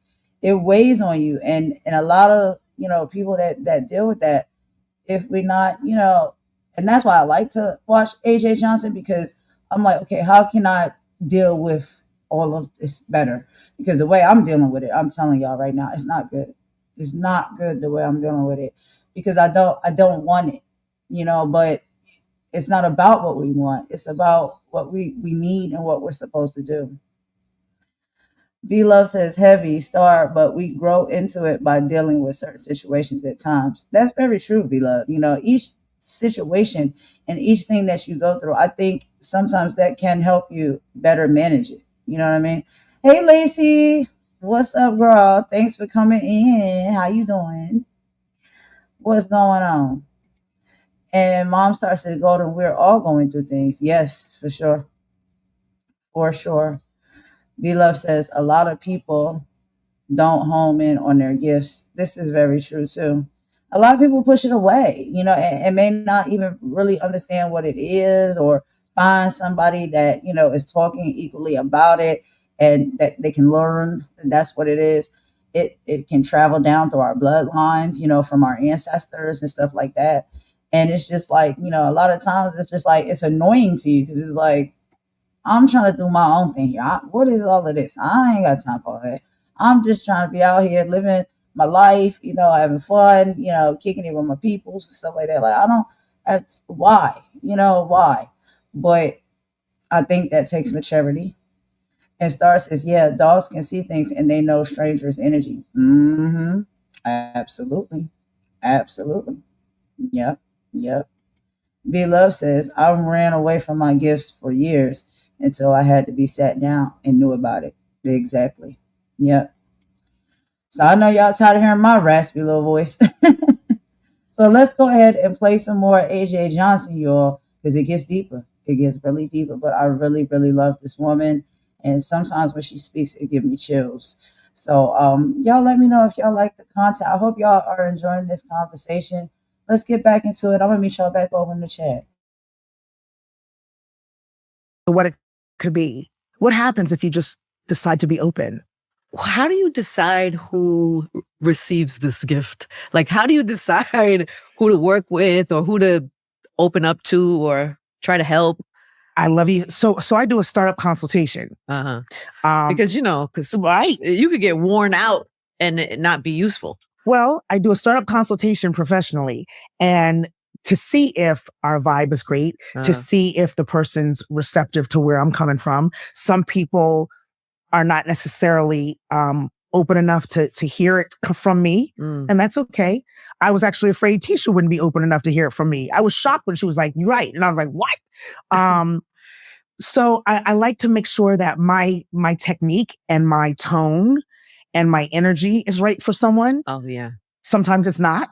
even personally, when people come to me, my friends come to me for advice or family, a lot of times I'll have to ask permission and I'll say, so where I'm about to go, tell me if it's too much or tell me if this is not where you want to go because this is where I'm being led to go. No, I want to hear everything. Okay, great. And then sometimes they'll get mad. Well, I don't believe. I was like, okay, hold on, because you told me, and here's the other thing. I try to be consistent so that when people come to me, I say, don't forget, you asked me, you know who you're talking to. Yeah. So it's not going to be sugar coated. It's not going to be fluff. It's going to be the honest truth with love, but it's going to be honest. And if you don't want that, then you should probably call somebody else. Mm-hmm. And so that's where we start. And some people I have to go slower with. Some people say, I knew it. I just need to hear from you. So I'm open. I'm open again to seeing how people receive what I have to give them. Mm-hmm. That's so interesting. Have you ever pissed somebody? I know you said people can get mad, but like, have you ever used that or tried to help somebody and it backfired, or you felt maybe you got it wrong? Or because I always worry about that. That's the thing I worry about, where I if I want to offer somebody some advice, I'm like careful because, people's lives are tricky. Like, you can think you know what's going on with your friend. You don't really all the way know what's going on inside the house. And then you offer an advice. This is just in regular, you try to give an advice and it actually doesn't work well. So I'm always careful for me. So I wonder when it's actually what you've been known to do. Yeah. Do you ever fearful of like, advice that doesn't work for someone? You know what I mean? Well, I'm not fearful. I try to stay away from that word. I'm never fearful. Good. Unsteady, hesitant, like I said, timid. But because remember how I start my day now. Yeah. So I feel like my day is being governed. You have full confidence in that. Yeah. So wherever I'm being sent, I know it's part of my unfolding of that day. I understand. Which is another reason why I started in spirit, so that I understand what's happening. And with some people, I'll say, I'm not sure if you're really ready for what I'm going to say. So let's just back up. And most people go, no. I want to hear what you're going to say. And then I'll start asking questions. If somebody's in a bad relationship, I don't just jump in and say, I don't think this relationship is good for you. The first thing I say is, one day you told me that you wanted to be honored. Do you feel like this relationship is honoring you? Tears. Mm-hmm. I'll ask questions like mirror. That. You put up the mirror. I'll just ask questions. Yeah. I'll say, you told me a few weeks ago that your relationship with your mother was, tumultuous and painful for you. So is it still? It is. Well, then why do you talk to her every day? Why are you volunteering to go in that painful place every day? Why don't you try to do Monday, Wednesday, Friday? Maybe just Sunday morning catch-ups. But you're worthy. And then I'll say, well, wait, do you believe you're worthy of less pain in that relationship? Tears. So, do you use tears as a sign of like openness? Because even like when you were getting emotional, I know for me, like sometimes if I'm getting to some type of truth that maybe I haven't said out loud, or sometimes if I'm discovering something in real time, that will bring a tear to me. Yeah. So I use it as a gauge of like something real or honest. Absolutely. And sometimes I'll say to people, so what made you just cry? What was that? Because I don't want to assume, So I'll say to people that just choked you up or that brought tears. Tell me why. What about that made you cry? Yeah. Because that's the open space. So like even in that was a real situation. And one of my girlfriends, this wasn't even a client, one of my girlfriends, when I said, what made you cry? She said, I just realized I don't feel worthy. And that makes me sad. And I said, okay, well, let's start there. Because we have to start with you understanding and walking in your worthiness. And then we can fix the relationship with your mother or the painful. You really are a therapist. Am I? Yes. But this is how I friend. This is how you friend. Which is why a lot of friends are like, oh, it's too much. Take that to your clients. This is just how I friend and how I care and how I'm a sister. You know, I make comments on Instagram and everybody's like, here she goes with a whole therapy session in a comment. And I'm like, it's just, This you is know, therapy. is it? Have you done therapy before? Have you You had myself? Yes. Absolutely. Oh, so you know, it's like, well, a good therapist. Yes.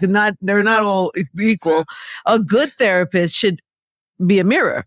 Well, I guess I want to ask, what's the difference between a life coach or a life shifter and a therapist?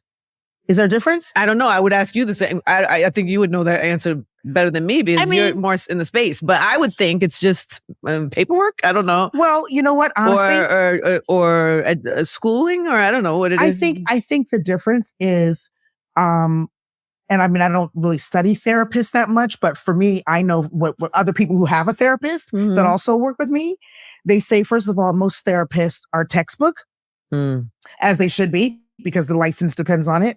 For me, I'm more spiritually foundationed. I use a lot of self-life experience. A lot of therapists don't. Yeah. I feel like in most cases, my life has been geared to help people. So I've gone through losing my mother young, losing my father, family dynamics that don't work for my life and career, relationships that, you know, don't last more than 2 weeks, you know, all kind of stuff. Yeah. And so using that to try to guide and shift, I feel like is more personal than therapy. Oof. Yeah. What made you just, ooh? Because it's just like, yeah, I know. What made you just do that? No, that's good. I love that. It's because you see things so clearly and you see people so clearly. But even in what you just said, I realize that doesn't exempt you. It doesn't. From a bad relationship or getting things wrong or or experiencing trauma, or it's like, it's the foundation. You could do all the devotions, you could do all the things, and life can still be hard in many ways. And I feel like that's the foundation of my professional side, personal too. But, you know, even when I'm starting a new client, the first thing I say is, you know, my technique is to share with you. So, you know, I don't feel like we've gone through anything drastically different, at least emotionally, spiritually. The way those things may manifest in our lives could be different. Yeah. But trauma is trauma. And how we navigate the trauma, how long it takes is as unique as we are, right? And just to have an accountability partner, to have a partnership in navigating the trauma, I feel like can help people. And so I say, listen, you know, I went through a relationship worse than that, and a lot of people laugh. Like recently, no. Well, what's recent? Like, I don't know, healed version of you since you're doing all this work and I feel like honestly, in alignment, like I feel like I am in constant healing because I like partnership. I don't find it. You don't? No. Intimidating? I wondered in like relationships how this way of life affects. It always comes up. Because the boys don't always, or the girls, whatever it is. No, boys. The boys or the girls, I don't know. Okay. I have a very complex, diverse life. And I just can't find the person that really can help me with all that and that partners. So I have more than one partner. Heard you, sis. Yeah. And so, you know, once again, I'm open to what my life, one may be a traveler, one may be my hiking partner, one may be going to the movies. You know, right now, my hiking partner, I want to see a particular movie. It's 3 hours long. I want to see a particular movie a second time. They're like, we just saw it. And I was like, I know, but now I want to go as an actress and pick it apart. I don't want to go. Okay. It's not going to stop me from going. Yeah. So now I've got somebody else who wants to see it twice. And I'll just be like, you know what? I'll let you know how it goes. I'm going with somebody else. So, you know, that works for my life right now. The other thing is nothing but younger hits on me. And you laugh like you're not surprised. I'm not surprised. Nothing but younger. I mean, baby boys. Yeah. 40 and under. And I used to resist that a lot. Now I don't. Oh, good. And I'm having a blast. You are? I am.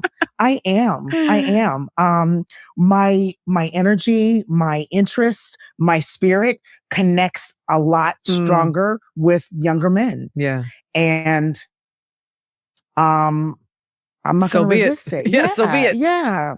you know, and of course I don't really care what other people think because it's my life. It's my happy. It's my joy. When you have this type of calling and you're dating somebody, or especially a younger man, yeah. Is there a line in terms of that, or are you also a mirror to to them? Well, I'll tell you, in order for me to date, no matter what the age is, there's got to be a mutual spirituality that we feed each other. So I think that probably in the last 3 to 5 years, most of the men that I've been intimately involved with, there's a spirit that we mirror each other and we challenge each other. And that's really the foundation. It can't be foreign to him. Like, you can date with somebody who, oh, come on now. I mean, you know, if we can't have that first conversation and consistent conversation, then there's not much else. I mean, we can have fun and we can hike, but again, you know, a hike is an hour, it's an hour's worth of time. So what are we talking about? And so, you know, for me, that's the first attraction for me, is what's happening in our spirit, and our spirit connection. That's the first. Now, you know, if you're chocolate 6'5" with some shoulders, then that helps too. But I like that for sure helps. I like that you're specific about, you know, what you like. Pretty smile, you know, pretty, you know, clean soul in the eyes. Yeah. I just pictured. That's so funny. That helps, you know, that helps, but there's got to be a spiritual connection. So you know? Funny. It's funny because we've heard, you know, we mentioned the Tisha thing, but also Gab. Yeah. We had Gab on the show also, who also credits you for helping her kind of see that there was a mean girl in there somewhere. Yeah. Was it the same kind of experience where you just saw something and she was open to you being honest with her? And yeah, you know, Gab and I had been working together for a minute, and we had been talking about no friendships in Hollywood. And of course I admitted I didn't have many. And at the time, there was a lot less roles in Hollywood. So there was a lot more competition between us. So I was saying to her, you know, it's very hard to make friends when you're competing constantly, you know, whether you're in the room auditioning or not, there's always a competition. And I said, it's hard to make friends that way. And then we just happened to go to an event together, and I saw her, you know, dissing somebody. And I was like, no, wait a minute. And I literally, at the time I said to her, now, is this the same woman that wants to be friends that's now talking about this girl? That's where it started. And she was like, you know, I wasn't I? And I said, yeah. And I was like, but you know, what does it profit you? And she just looked at me and was like, and that was a turn in our coaching, you know, for the better. And so once again, it's questions, you know, but I mean, I've worked with Nicole Ari Parker. I've worked with Melinda Williams. I've worked with Emily Blunt, Anne Hathaway. I mean, you know, I've been blessed to connect. I say work with, but to connect with some. All right, y'all. So we're just going to pause it right there for a quick commentary break. And so there were so many great things, yet again, said within this segment, of just everything that she's talking about, you know, from like having this gift and learning how to use it. But then also what she said up at the end is one of the things that stood out to me the most, right? Because I like to look for, and you'll notice this about me, I like to look for like certain things that are said within interviews that we can really apply to some of the things that we experience in our everyday lives, and especially here on this platform, right? And so this is someone like we understand, you know, she's an actress, she's in Hollywood, she's working with other actors and actresses in Hollywood. And for me, sometimes I guess what I'm starting to see is that, you know, social media platforms and places such as YouTube is also in some kind of similar way, like a C-list Hollywood. Like, you know, the same type of rules and concepts apply. Like, not everybody's a actor or a actress or a performer, but you know, we're all in this YouTube together. You know what I mean? And a lot of people who are making content or making artwork or things like that. I guess that would be kind of similar to being in, you know, like Hollywood and things like that, looking for a role or a spot or a position, or, you know, you have a show, they have a show, everybody has a show.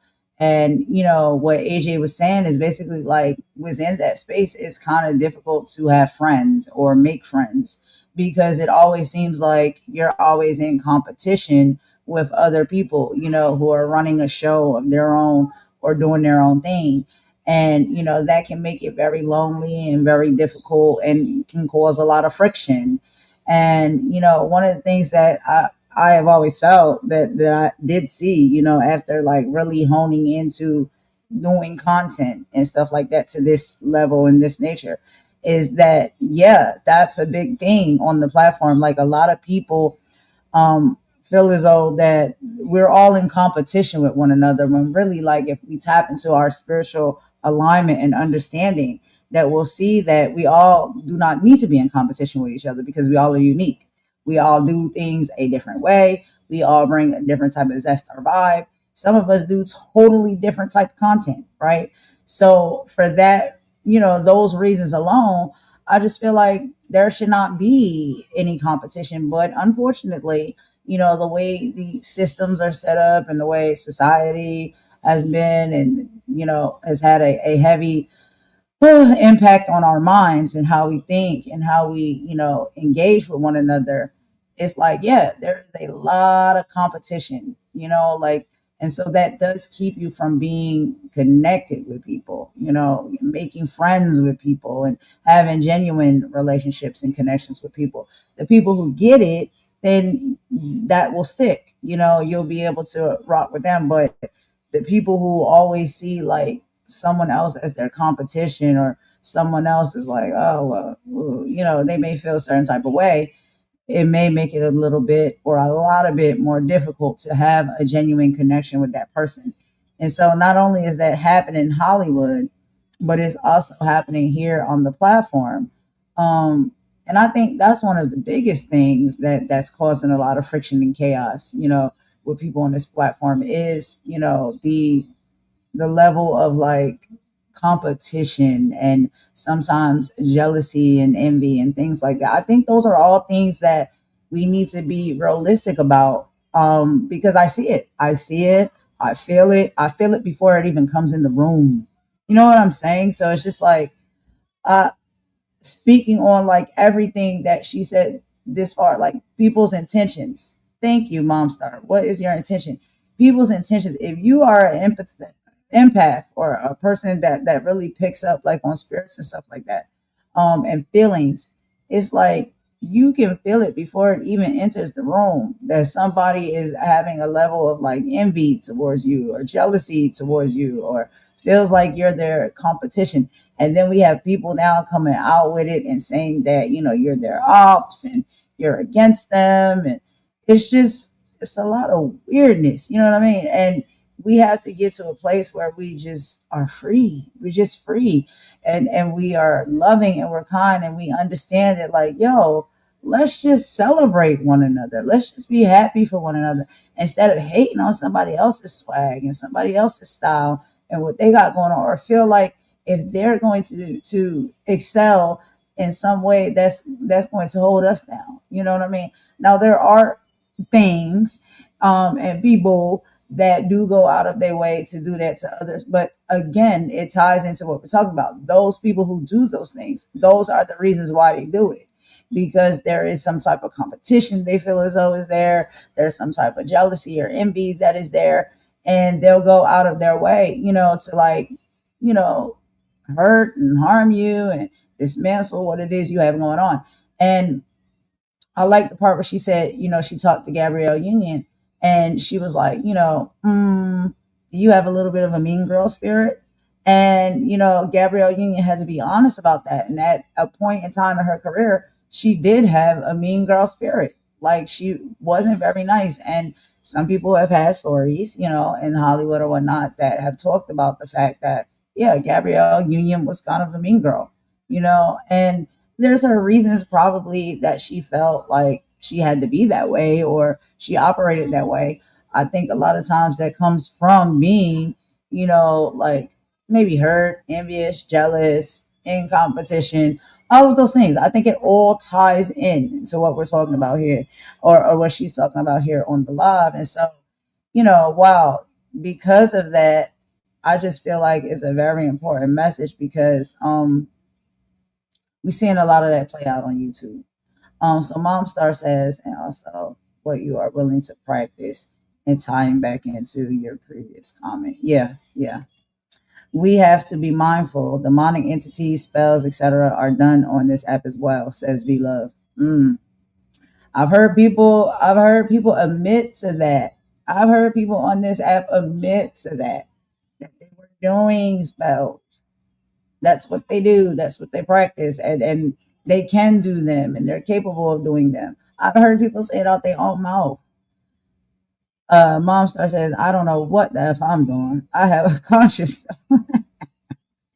You know what I'm saying? Yeah. V Love says, yes, not being afraid. Fear can slow one's progress. Fear is a big one, the opposite of faith and love. Yeah. Yeah, for sure. Really. But y'all, we've gotten to the point of the live where we almost kind of at the end, I guess. But y'all let me know because it don't got to be the end. If y'all got the time to rock, I got the time to rock. So y'all want me to do this and do a little bit more and then come back for a part two, or y'all want to end it very soon and still come back for a part two? Because we can go a little bit longer because I think this is an excellent conversation. But just to give y'all a break from listening to people talk, I'm gonna go ahead and play a song and give us a little song break, a little boppity bop bop bop. And then while we're doing a song break, y'all let me know what y'all think, you want to do. If y'all have more time to spend and we want to, power through a little bit more of this great conversation, let me know. Or if you want to kind of like, okay, that's enough with this. Let's maybe do it another day on a part two. Y'all let me know what y'all think because I appreciate y'all presence and kicking and rocking with me. So yeah, it's what y'all want. So let's take a quick little song break here and we'll be right back.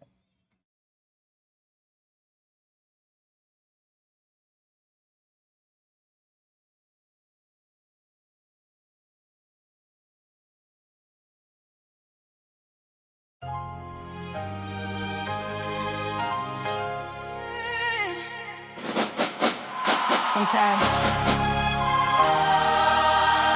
life don't break you. It introduces you to the version of yourself God always knew was there. Yeah.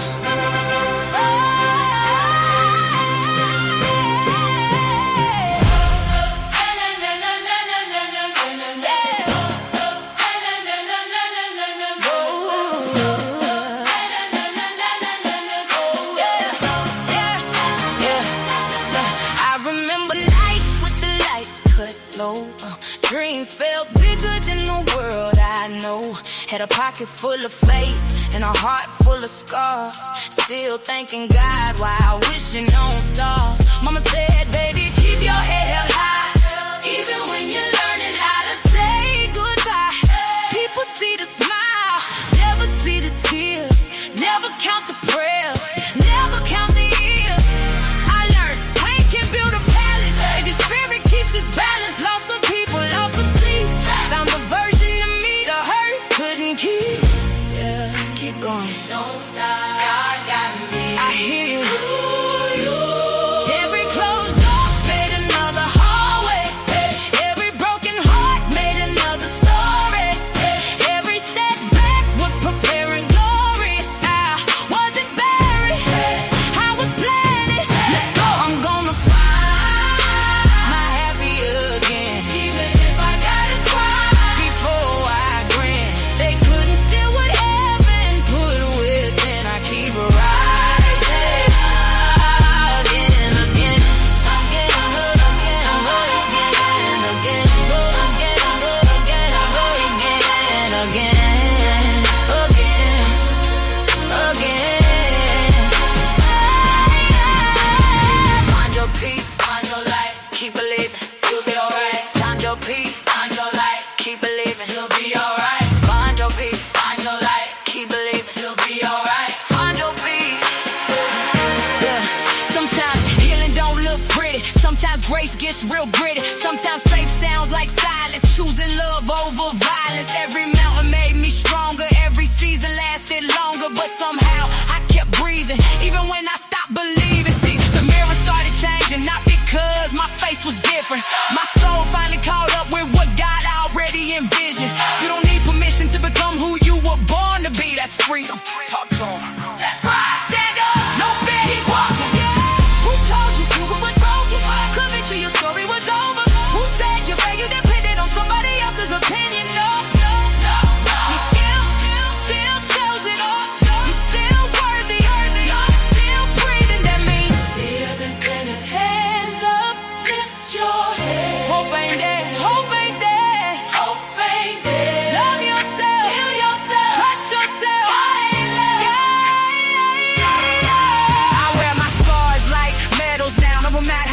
I'ma settle in now. Every chapter built another queen. Every valley made my vision clean. I'm not running from yesterday, I'm thanking it without those storms. I never know how strong the roots could get, and I'm planting seeds instead of pain. Teaching hearts how to love again.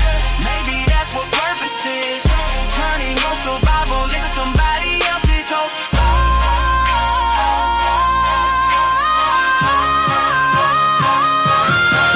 I'm gonna find my happy again. No more living for somebody else's lens. Every sunrise is another chance to begin. I'm still standing, still believing, still healing, still dreaming, still grateful, still growing again, again.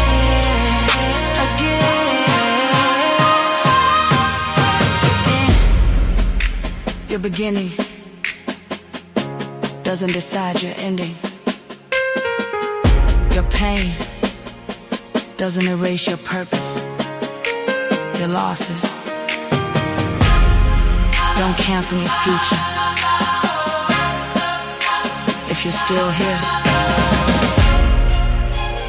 there's still joy waiting for you. Find your happy again.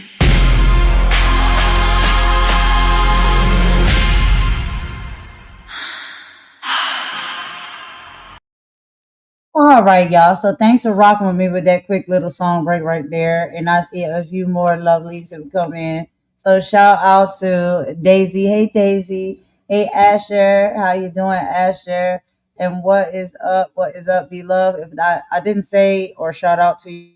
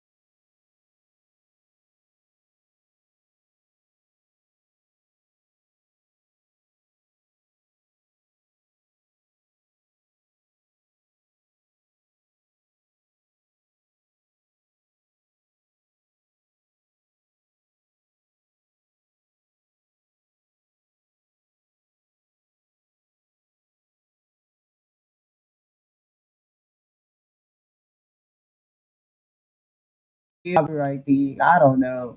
But that's hilarious. Black Dynamite. No, but what's that actor name? I like him too. He's a really good actor. Michael J. White. Your avatar kind of like remind me of Michael J. White with your avatar and your photo or whatnot. So I can get that. And he played Black Dynamite too. Oh wait, no sound? Y'all can't hear me? No sound. Y'all didn't hear the song? Or y'all can't hear me talking?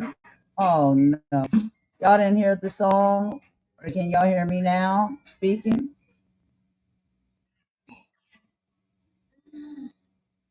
Y'all let me know which one is messing up. Is it when the music is playing is messing up, or y'all can't hear my voice? The music went out though. The song went out a little bit. This is terrible. Oh man. Oh, y'all did hear the song. Okay, good, good, good. Okay. Was it going kind of like in and out and stuff like that? Okay. Y'all can hear me now though. My voice. Okay. My raspy little voice. Asher. Hey Asher. Okay. So let's get back into it, y'all. All right. So I'm gonna go ahead and play a little bit more of the conversation, and I'm gonna meet y'all back in the chat. And y'all, like I said, y'all let me know if y'all want to keep it going, keep it rolling, because I got time today. Or if you want to okay, we need a break. Let's come back for a part two later. Y'all let me know. Put a one in the chat to keep going. Put a two in the chat to we do a part two. All right, let's get into a little bit more. I'm gonna meet y'all over there. Really, really dynamic, amazing people. Not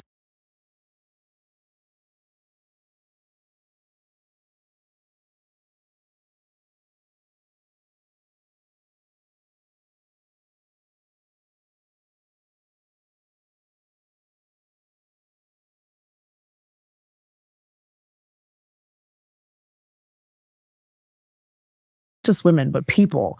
And I'm honored that I've been chosen divinely and that they've chosen to trust me and to at least take a look at themselves from the perspective that I look within myself. And all in an effort to elevate. Yeah. I'm sure you learn things from them. It's probably reciprocal in some ways, right? Where in those relationships that you form with these women, I'm sure there has to, because even the women you're mentioning, they're all extraordinary women. Yeah. Yeah. You know what I mean? That's what I'm saying. It's like, I say to people, how do you coach someone who's so dynamic and so amazing and so well known globally for things? But sometimes that can be a block when you're so known for something and you want to do something else. That can be a block. But for the most part, what I've learned, not so much from them, but I've learned in working with them as we've coached, is if you believe from your soul that the world is open to you, that's where the shift starts. I remember even with Anne Hathaway, she wanted to be married. She wanted to have kids. And, at that time she was just a budding artist. And I said, but if that's what you want, how do you know that life is not going to fuel you into even a better actress? And so she was like, and so that's the thing. It's like, how do we open ourselves up?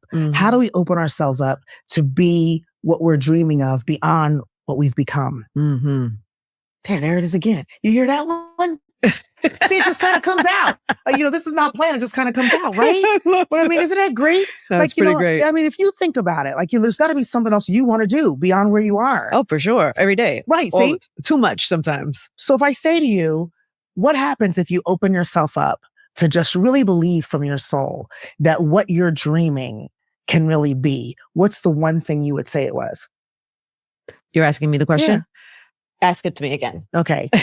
If there's one thing that you are wanting for yourself. Yes. There's one thing that you're dreaming of that before this moment, before this now, you may not have truly believed it could be possible. But right now, connected sisters, I'm aligning with you in the belief that it's just waiting for you. Yeah. What is it? That's a weird question for me because I think I'm currently in the process of actually trying to step into that space. So I have some scripts I've written. I've always wanted to direct something, and I always thought that was such a far fetch for me because it's not really my space. But you believed it wasn't really your space. I believed that, yes. But ultimately, I'm a storyteller. You know what I'm saying? Exactly. It's not that crazy. It's really not that crazy. It's just, it's technical stuff I didn't know and I had to learn. And there was some work I had to put in, which I have quietly been doing for a few years. And see, there's that quietly. Well, it's quietly because it's learning and I don't necessarily want to learn out loud. Or it's not that I don't want to. I just didn't feel the need to. I was learning. That quiet's a Capricorn thing. Is it? Oh, yeah. I wasn't hiding it. It was just something I was working on for me. Like I was taking classes and doing shadowing people and doing things just because I had a genuine interest in a thing that I wanted to do. So, I don't know. In the past year or two, I have gotten the legs to finish like some of the scripts I'd been working on, put them in front of people, make a sizzle, to show people what it would look like. Yeah. And so we're getting close. I'm getting closer, like super close now. And so it's that's probably the closer thing. To being in a position to be able to do that. Because it's not just me. Right. It's not just me. Right. I don't think I'm blocking my way. It's just putting the things in place to make other people help me to do, as you, I'm sure there's plenty of things that you would, it's like sometimes it requires other people to get on board. So I have to do everything that I have to do to be able to make it very clear for those type of people. Is So there it's not that I don't believe it. right? I do. Is there anything in that same question that you don't have to rely on anyone else but yourself to do Right now that I'm not doing, you mean? Like, only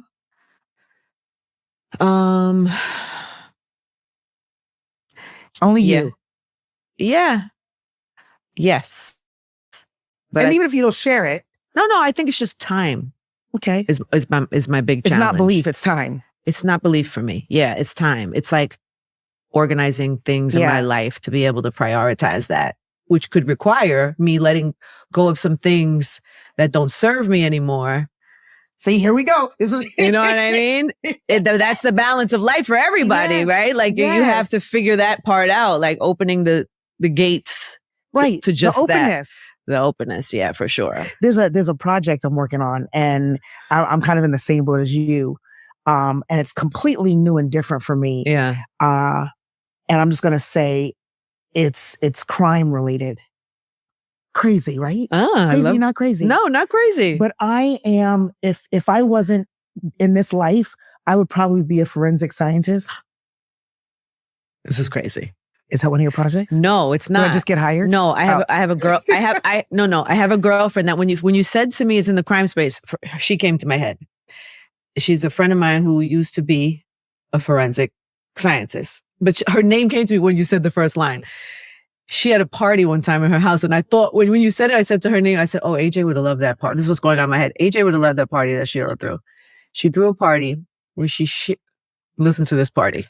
She showed us scenes of real crime scenes.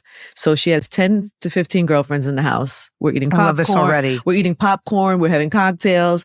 And she shows us a scene. Like one guy was like a hoarder and he passed in his stuff. And at first it's horrible. Right. But through her eyes, she said, so we went in and this is what it was. And this man, this was his cat. He loved his cat. She's like, she just painted such a different story. And it was the most interesting. I was like, you're crazy. But this party was actually kind of amazing. I kind of dig it. It was like kind of amazing in a weird way. I couldn't do it all the time because I'm not built for that. Like I like imagery is like important to me. Like I can't put too many images that I don't want to keep in me. Yeah. But, it was wild. So I don't know why I feel like you should know her. I'm going to connect. Yeah, I would love it. I mean, again, I don't know why. in this season of redirection and refinement, as I said, being open to the new and different. I've gone through some heavy betrayal. I've gone through some heavy disappointments. And because of my devotions and my spirit work, I know it's not punishment. I know it's growing and stretching me. And so now I'm in a space where I'm paying really close attention to what it's aligning for with me. And so I feel like, which you'll know more when it happens. You could be like, I remember when you said that. But that's kind of where it's coming from. It's like the level of betrayal, and everybody goes through it, which is also helping me in my work. But to a point where I never thought I would experience it, to a point where I feel like I can use it creatively. And so again, God takes me and elevates me to a new understanding of being betrayed. And sometimes betrayal leads to crime. Dun, dun, dun. Right? So you took your own betrayal and you're making some kind of beauty out of it. Hell yeah, man. It's like, that's what it's supposed to be. Like use your life to create. Art imitates life. I have cards here. Uh-oh. Okay. We had a card that I was trying to find. It was about being a life coach. Oh, where is it? Oh, here we go. I just got nervous. Why? I don't know. It's not like a test. You can't fail. It's not like a test. Okay. I still love it. You're so down for everything. I love that about you. I love that about you. What were you like as a child, by the way? You were? Oh, yeah. Were you Were you like holding court in like kindergarten? Were you like?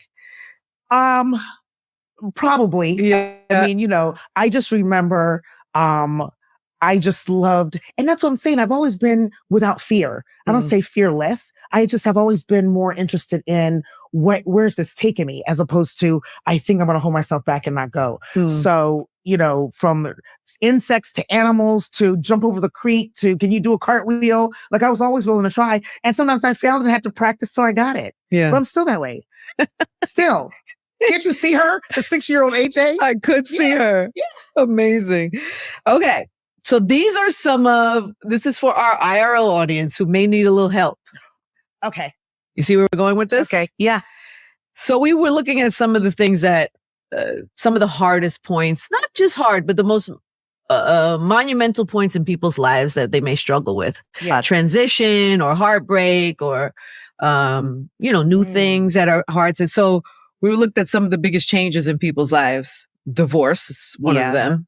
You guided people through that. Yeah. So then the question I'd ask around that is, how does somebody heal after that? Like, what is the fastest route to healing after that? I've dealt with a few divorces, and what I'll say for our time's sake right now is so often people get anchored to the circumstance as opposed to anchoring to who they are and what this union was supposed to help them shine in. And I believe that. I believe your union is supposed to help you shine. And if it's not, then why are you choosing it? That's kind of where I start. What happened in this union that either stopped your shine or, what happened? And a lot of people say, I never shined. Wow. I just felt like, this was going to be a good life choice, or I wanted to move, or he was making, there's a lot of different reasons why people get married. The pressure of being coupled. Yeah. I'm getting older. Yeah. So I thought, this is what's going on in my life right now. So when I hear those kind of answers, it's like, okay, now what we have to do is discover where your shine is, because you didn't know to demand it in the relationship. So now we've got to go back and I say soul excavation. I use that term a lot. We got to go back a soul excavate, go deeper into your soul to find out, why did you choose a life path where you didn't shine? And then let's fix that and see the new people it attracts. And then 9 times out of 10 weeks into it, people go, I know why. I can tell now why that marriage was never going to work. I'm like, well, see, hindsight. Yeah. So I always take it back into them. It's not really ever about the relationship. It's who are you in this relationship? All right, y'all. So we just gonna stop it right here for a quick commentary break. And guess what? I got another one of my favorite people in the building that decided to slide in and just chat with me for a little bit, y'all. So guess what, y'all? Nafisa is here, and we have been wanting you to come back. Nafisa, where you been, girl? What you been up to? Thank you for popping in. I appreciate that. Oh, I miss y'all. Just been, there's a lot of old people in my family, and there's just been a lot of like stuff that I've been having to do, and helping like my family and stuff. And found out that someone in my family has bone cancer, and it's just a lot. It's a lot. But Yes, I I miss know you how that. guys. Yeah. I wanted to I'm pop glad in and you're say glad. hi. Yeah, I wanted to pop in and say Thank hi. you. And have you heard some of the conversation so far? Or are you just kind of popping in right now? I literally when I saw, I literally started listening a little bit, like 5 minutes, just so, and then read the title, so I wouldn't come in not knowing. So I understand what she's talking about. I was just like, yo, it was so cool that you came in because, like, when I'm listening to her and I was talking about, a little of the things and whatnot that, I don't share or express with everyone, but I know I talk to you about it. And, I talk to Hmm. mommy about it and mama and stuff like that. But when I look at AJ Johnson, honestly, like, she reminds me so much of y'all because, like, y'all personality and y'all energy is like literally like that. You know what I mean?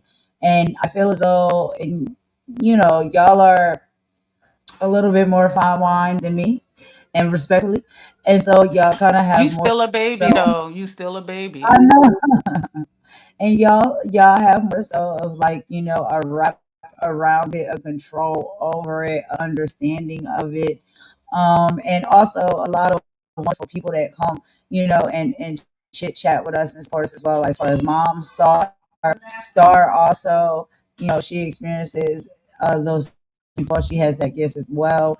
Hi, Daisy, Star. there's so many people here that like can really attest to a lot of what is being talked about in this live today. From AJ Johnson. I just love AJ Johnson. Like, Yeah, I was I listening can to get what she was saying, and I was like, "Oh yeah, that sound like." It's so funny you said that. I'm like, "Oh, that sound like me." yes, it sounds like you. And My so when I was favorite thing she just said was when she was like, "You can't," and I love that. Like you like in your title, it really is true.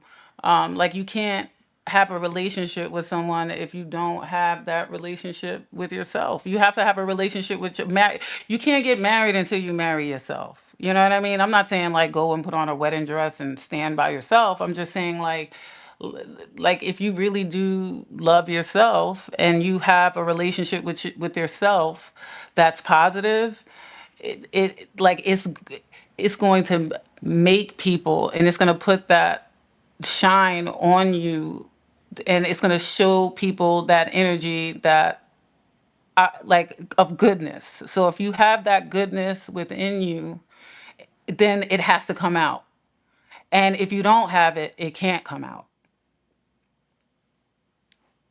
got you. So I remember like earlier in the live or whatnot, one of the things that I was talking about and I was kind of getting a little bit stirred up by talking about it.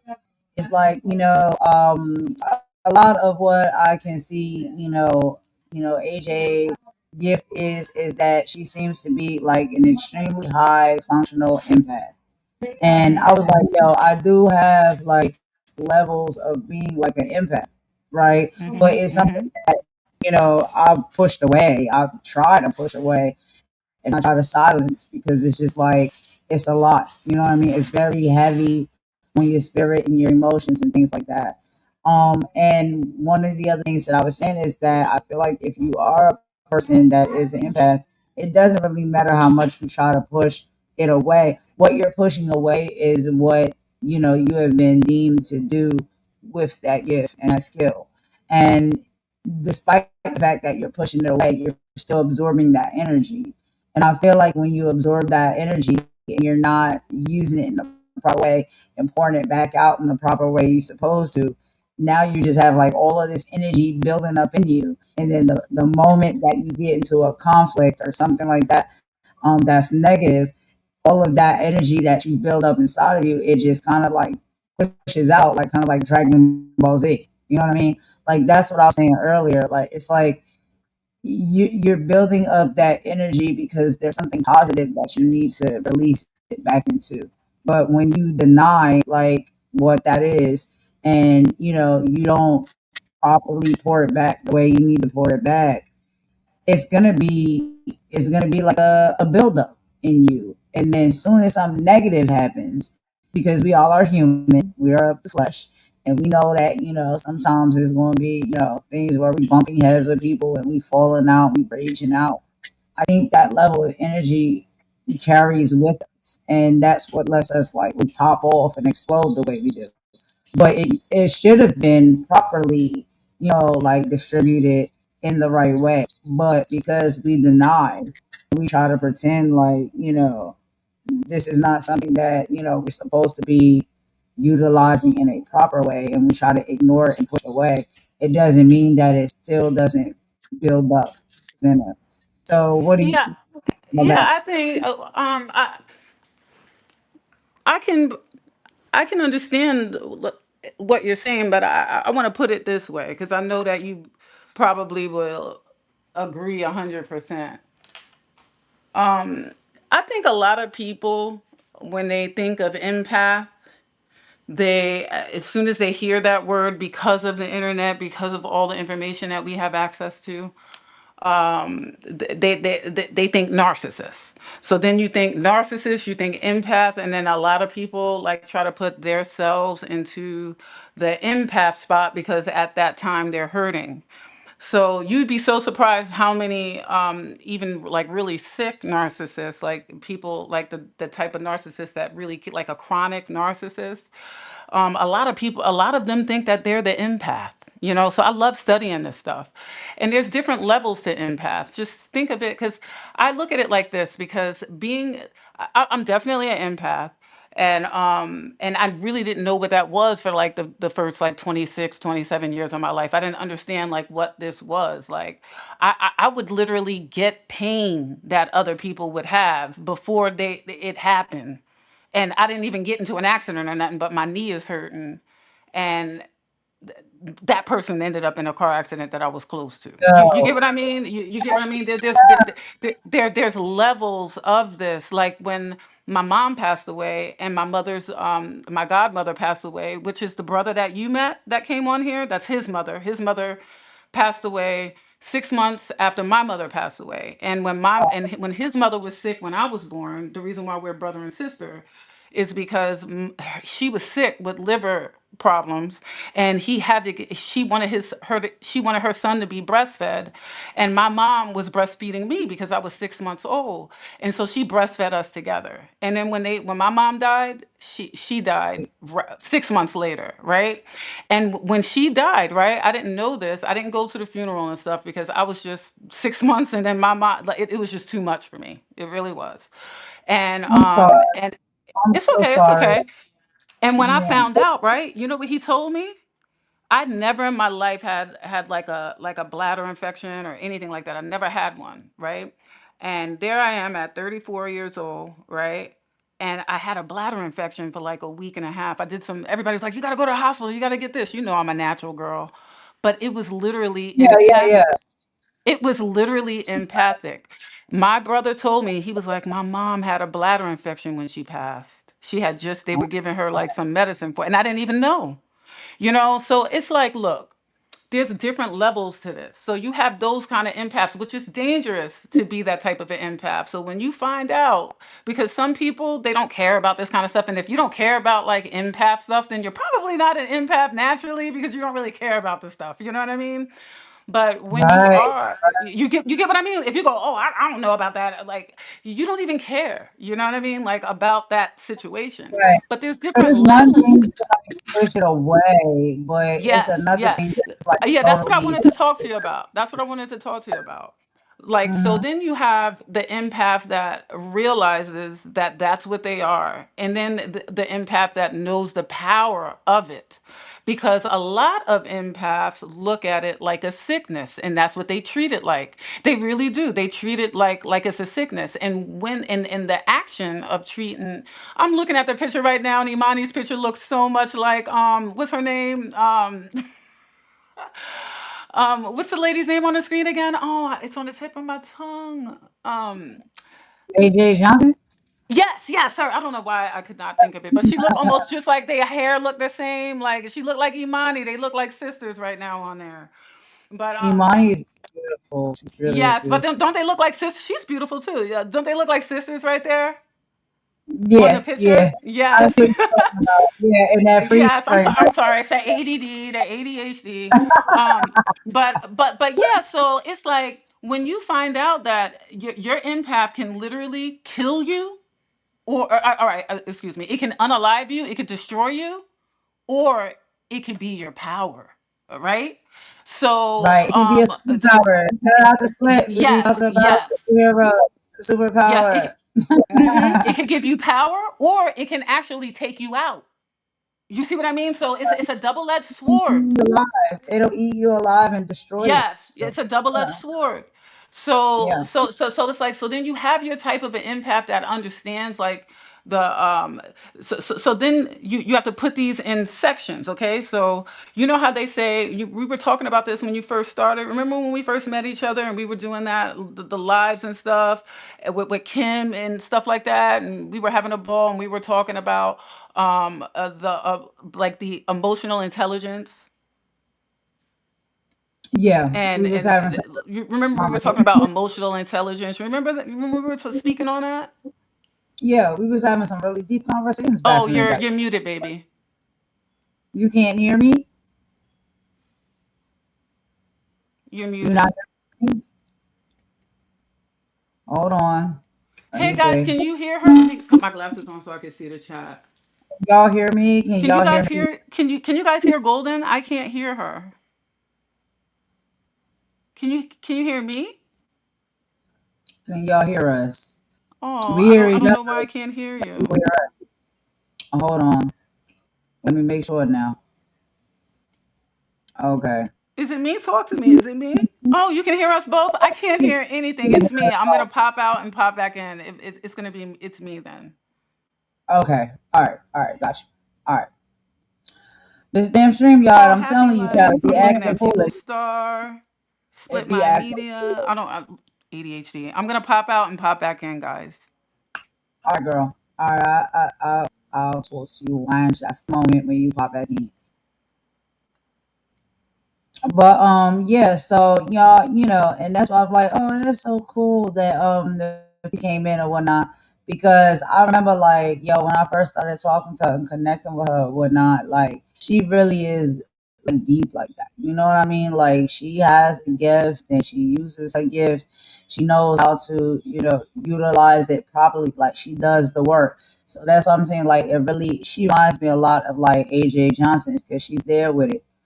Now, people have gifts, and some people, and even some of y'all that is here with us today, like y'all have manufactured your gift in a beautiful way. You learn that you have it, you use it, you understand it, you study it, and you become, like basically like excellent at what you do, and I love it. But there are some people, such as myself, which I'm getting a little bit better with that, where it's like, you just try to like tune it out, push it out, and basically pretend that it's not there, like because it's too much of a hassle. So I love the fact that we can connect with people that really have that down to a science. Let me see. Oh, okay, she's back.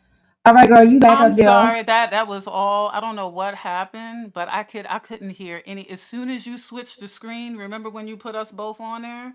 It just Yeah, literally I couldn't now it hear. I sounds couldn't all hear. weird. It came back up again. Before it Yeah. sounded clear, but now it sounds weird. Are you on a different device? No, I'm right here on the same thing. I don't know Okay. what's All right. going That on with sounds this.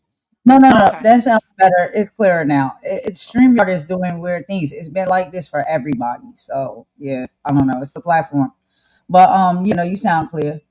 Okay. But yeah, that's Yeah, why I was no, saying. Oh my God. yeah, pushing people away, is that is the one thing, that is one trait that's very that is common amongst all empaths. But then you have the ones that pull out.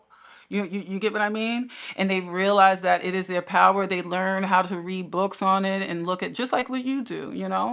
Like you look at different psychologists and therapists that explain things, and then you can recognize things when things happen. And I think that the most thing about being an empath, people think like, oh, that's the nice one, that's the good one. No, you're when you're an empath, you're definitely an enabler. What you are, you're an enabler of narcissists, because you enable them, you let them do stuff to you, and you let them do it over and over and over again until you get to the point where you push yourself away, and then you cannot even take that energy that you have as an empath and put it to good towards this earth.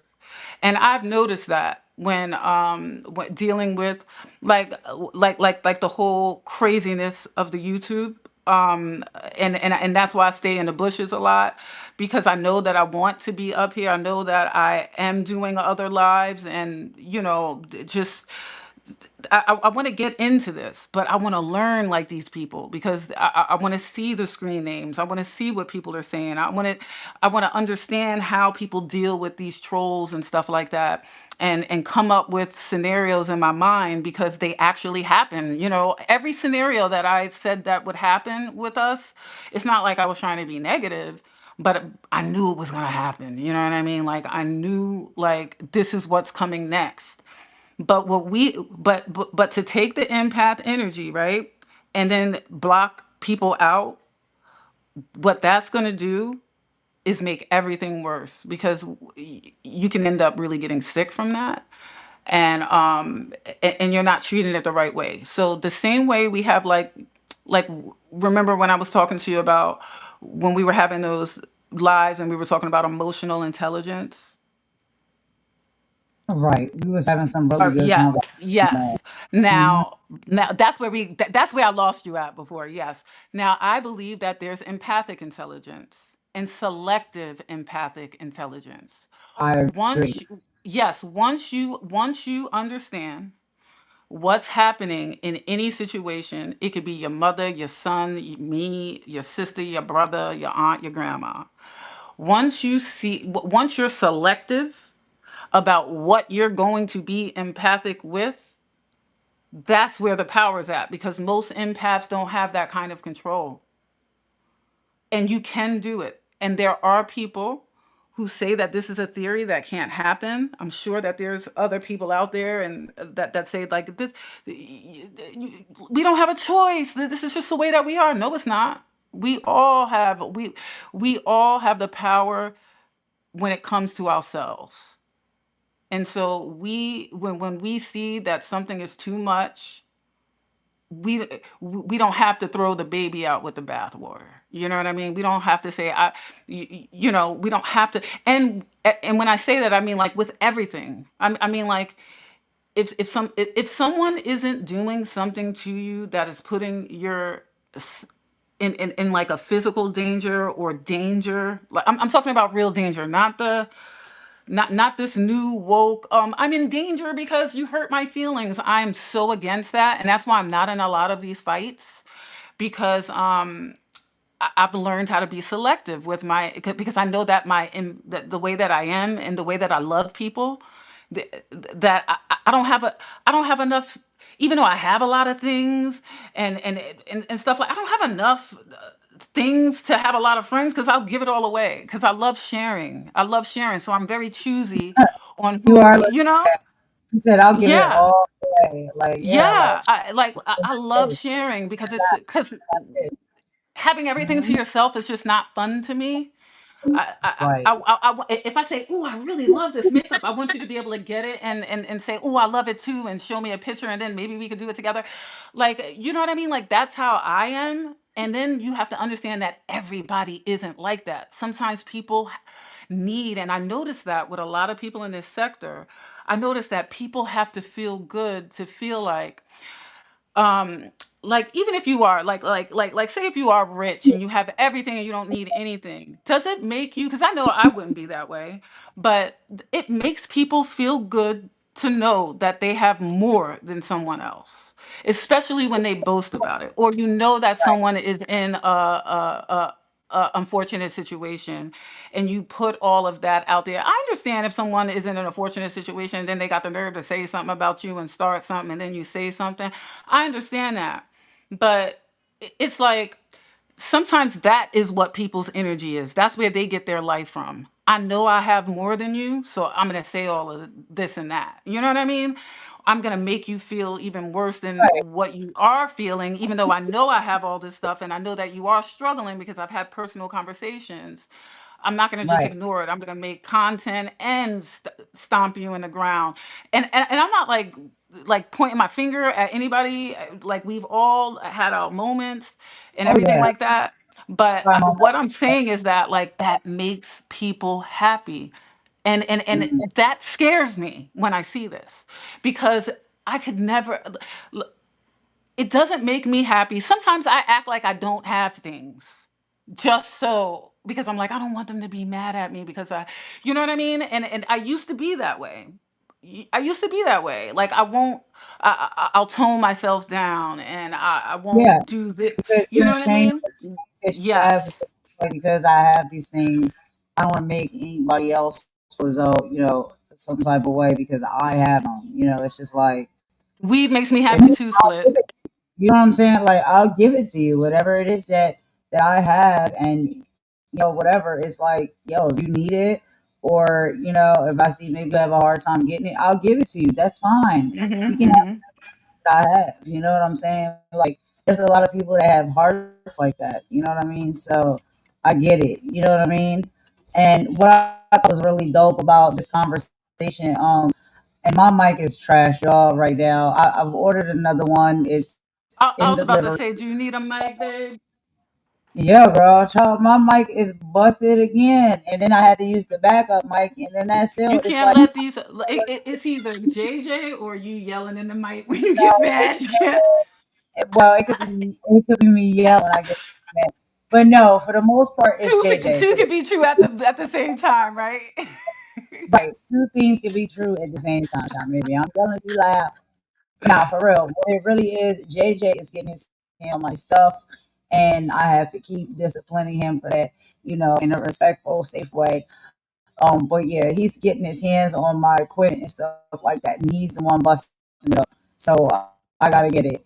And You got to get a I had cabinet. You got to get a lock on a cabinet somewhere. That's yeah, because like child, I be sneaking out here and touching stuff when I'm not around, and just hmm thinking it's a toy. I'm like, bro, this is not a toy, and that's my fault because when we do karaoke, I used to give him the microphone so he could sing too. So now he just feel like real comfortable with being on like the equipment, and I'm like, bro, not this one right here. Like I need this for what I'm doing with my lives and stuff. Well, let him But have that one when your new mic comes in. right, right. That's what I do. Like if it's Yeah. broken and stuff like that, I'll give him the broken one. Then he can just have that for like his little toy and think he's doing something. But he's so smart that he know when it's not, it's not functioning properly. So like with my karaoke machine, he messed that up, right? But he liked to sing on the mic, and that's what he used to do. So I give him the old mics and stuff because they broke. So I'm like, yo, just go ahead and take this old mic. And he be saying he be like, he don't hear his echo, he don't hear the sound on the speaker. So he like, yo, I don't want to sing He with this one. is I want so to smart now, and he's I'm so saying, beautiful. I'm like, boy, if you don't get out of here, child, and he And didn't he's even like so it. beautiful. And you want to Child, know like, what? You are so blessed to have a son. You are so blessed. Your first child is a son. Right now, it's your only, but that's your son. And it's such a blessing, to have a child, and you have so much to be thankful for. You really do. it is a blessing to have him. I love him so much, and he's so smart. Like I'm just like, yo, it really.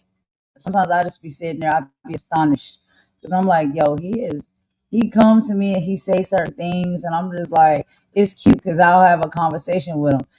I know a lot of Mm-hmm. times, it's like when your kids come to you at a certain age and they start say certain things, it's like there is now that boundary that I have to find, like where I have to discipline him for saying certain things. But then it's like I don't want to dull his light. You know what I'm saying? Mm-hmm. And Mm-hmm. it's fine. So it's like sometimes I just let him rock because I'm like, yo, what is Mm-hmm. he doing today?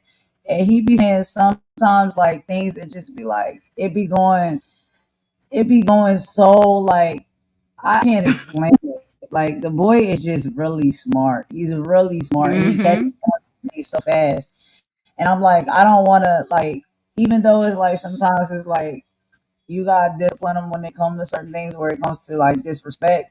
But it's just like I know it can also come off like, wait a minute, you're three. You should not be talking. Mm-hmm. Then at the same time, it's like, wait a minute, you're three. Yeah, he You is doing it, and he's three. know what So I'm saying? obviously his brain is smart. That's what I'm saying. So it's just like sometimes I be in You the don't meeting, want to dull his light either. You don't know want his to. life Yeah. and hmm intellect, because he's just so smart. But it's just like we do have to have certain boundaries when it comes to certain things. And My dad, when I was little, and he told me this too, he was like, if people talk to you like a baby, number one, I will curse them out. My dad, he's from Harlem. He don't play that. Like he's just one of those. He's one of those. And when I was little, he told me this like maybe a couple of years ago, a few years ago. He was like, if anybody talked to you like a baby, number one, you did not understand them, because I was like a little woman, and people would be like, oh look, how is she? Oh, she's so cute, and I would be looking at them like they're crazy because like everybody talked to me like a regular human adult growing up. Like, no, you can't have that because you have to eat lunch, and like you can't have that before blah blah blah. Not like, oh no, oh look at the bed. Like, just my daughter's smart. You could talk to her like a regular human, and then people just didn't know how to do that because they're so used to doing the baby talk. And I think that dumbs children down. I agree. You know what I'm saying? And so like that's where like, me and mama kind of be at with it. It's just like sometimes you gotta just let them rock. You know what I'm saying? hmm Because you don't want to like dull their light and dull their intellect by, always scolding them. But when it gets hmm too far, when it gets too far, they have to be scolded. But Some of the Oh, things that sometimes JJ be tripping. I be on the phone. y'all I sometimes be tripping all the way out. Okay. sometimes he need Somebody a nap. I'm like, get look, because sometimes I'd be like, no, I don't want to have hear him. I love him. And then sometimes I'm like, nah, he need to go to bed. that's what I'm saying. And when it comes to like you and Imani and stuff like that, y'all be seeing him as like, like y'all little nephew or y'all little Yes. grandson or whatever it is you want to call it. But it's like, because he'll get on the phone, he'll see when like I'm talking with y'all or not, and he know it be y'all. And so, he Oh, has to go for y'all or whatnot. He be like, oh, it's the pizza. And then I child, he end haven't up the talked to phone. him in a while. I'm I've like, been going boy, through it. stay out of my conversation, boy. Like, don't be answering my phone talking to me. He's And so he's so smart like cute. that, though. He's so cute. Yeah, He can't do nothing wrong. Oh, for he's me. a cool little dude. No, girl, don't say he can't do nothing wrong because I he know, no, can. no, I'm not But gonna say it in front of him. But he can't do no wrong to me. I love that uh, boy. just like grandma, child, y'all spoil that boy. But yeah, he's a cutie pie. He really is, and he's really smart, and he's a sweetie. I love him The to next death. time I But send you some stuff, I'm gonna have something in there for him. oh, but Yes, I teach yes. him the boundaries because that's how my grandma was. You know what I mean? She let Mhm. me have personality and my expression of who I was as a little person. But at the same time, like you gotta fall in line. It's certain things that you cannot do at a certain in a certain period of time. So, you gotta find that balance. You know what I Mhm. mean? That healthy balance. That's what everything in life is about. It's healthy balance. And yeah, child. So, I'm navigating through those ups and downs and whatnot. And it's my first time doing it. So, I'll make some mistakes and I'll get some things right. But, luckily I have my mama who was also, raised by my grandmama. And, we got a pretty good foundation and structure over here. So, we navigating through it well. What you got to And do is that you have to have friends and family and people who love you that are not going to be an echo chamber. I'm not an echo. Like if I meet someone and they're so like smitten on me and they're like, "Oh, I can't believe you," and they're like, "I'll do whatever you say." Like you look great. Like how do you look? Like oh, you eat like this, blah blah blah. And I try to let them know, like, look, like do you have a thing? And I'm like, look, you have to do this. Like I'm not your guru. I'm not your. I don't. I I ain't won't even teach you how to gonna do. Yeah, I'm not a wait. guru. Wait. Let's do a fun poll. Let's do a fun poll. But I think everybody here knows. But if Hmm. we did a fun poll, if we were to ask the people, right, who do you think is the younger one, and who do you think is the more fine wine aged one? I don't know. I feel like a lot of people would get that wrong or they'd be like, y'all the same age. I'd be like, ooh, I love that. My I sister, you and love my that. sister are exactly the same age, and she gets mad every time people think we're the same age. She's like, "You're supposed to be older than me."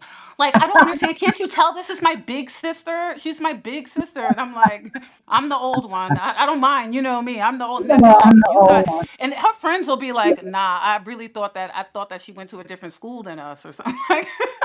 And then I will go to That's her what I'm school to saying. like drop something off, and the teachers are yelling at me. They're like, "You need to be in class," and I'm like, "I'm Basira's sister. I'm 36.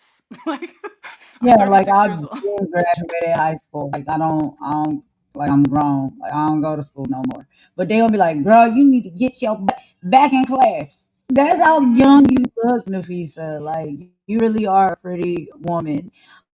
And but People you be like tripping. People be tripping, and I get mad when my husband wants Corona because see, sometimes I look leave at the my. comment. Wait. Look at what Split said. Wait a minute. Is she a fine wine? That's what I say, Yeah, I'm Split. definitely a fine wine. I be letting all of these little boys know in this building. I let them know. They think that I'm their age. These little teenagers. I let them know. I am old enough to be like your grandma. Okay. I'm. No, I tell them I'm old enough to be a grandma, and I'm old enough to be your mother. You cannot look at me and talk to me like that. Well, can we be friends? And I'm like, not if you're gonna be looking at me like that. Not I'm because it's telling not you. appropriate. Number one. And number two, a woman that's my age that would let you be like this, something's wrong with that woman. Something's wrong with her. You don't. Girl, that's a whole nother conversation for a whole nother Yeah. life. But Well, anyway, you know what I mean. I'm talking. I'm he talking was 18 though. I'm talking like young, young. I'm not. like, I'm not saying if a woman is. Yeah. wait, but Split said, wait a minute, she's a fine wine. like, you know what I'm saying, Mm. like a more finer wine, like a different age shelf, shelf life or whatever.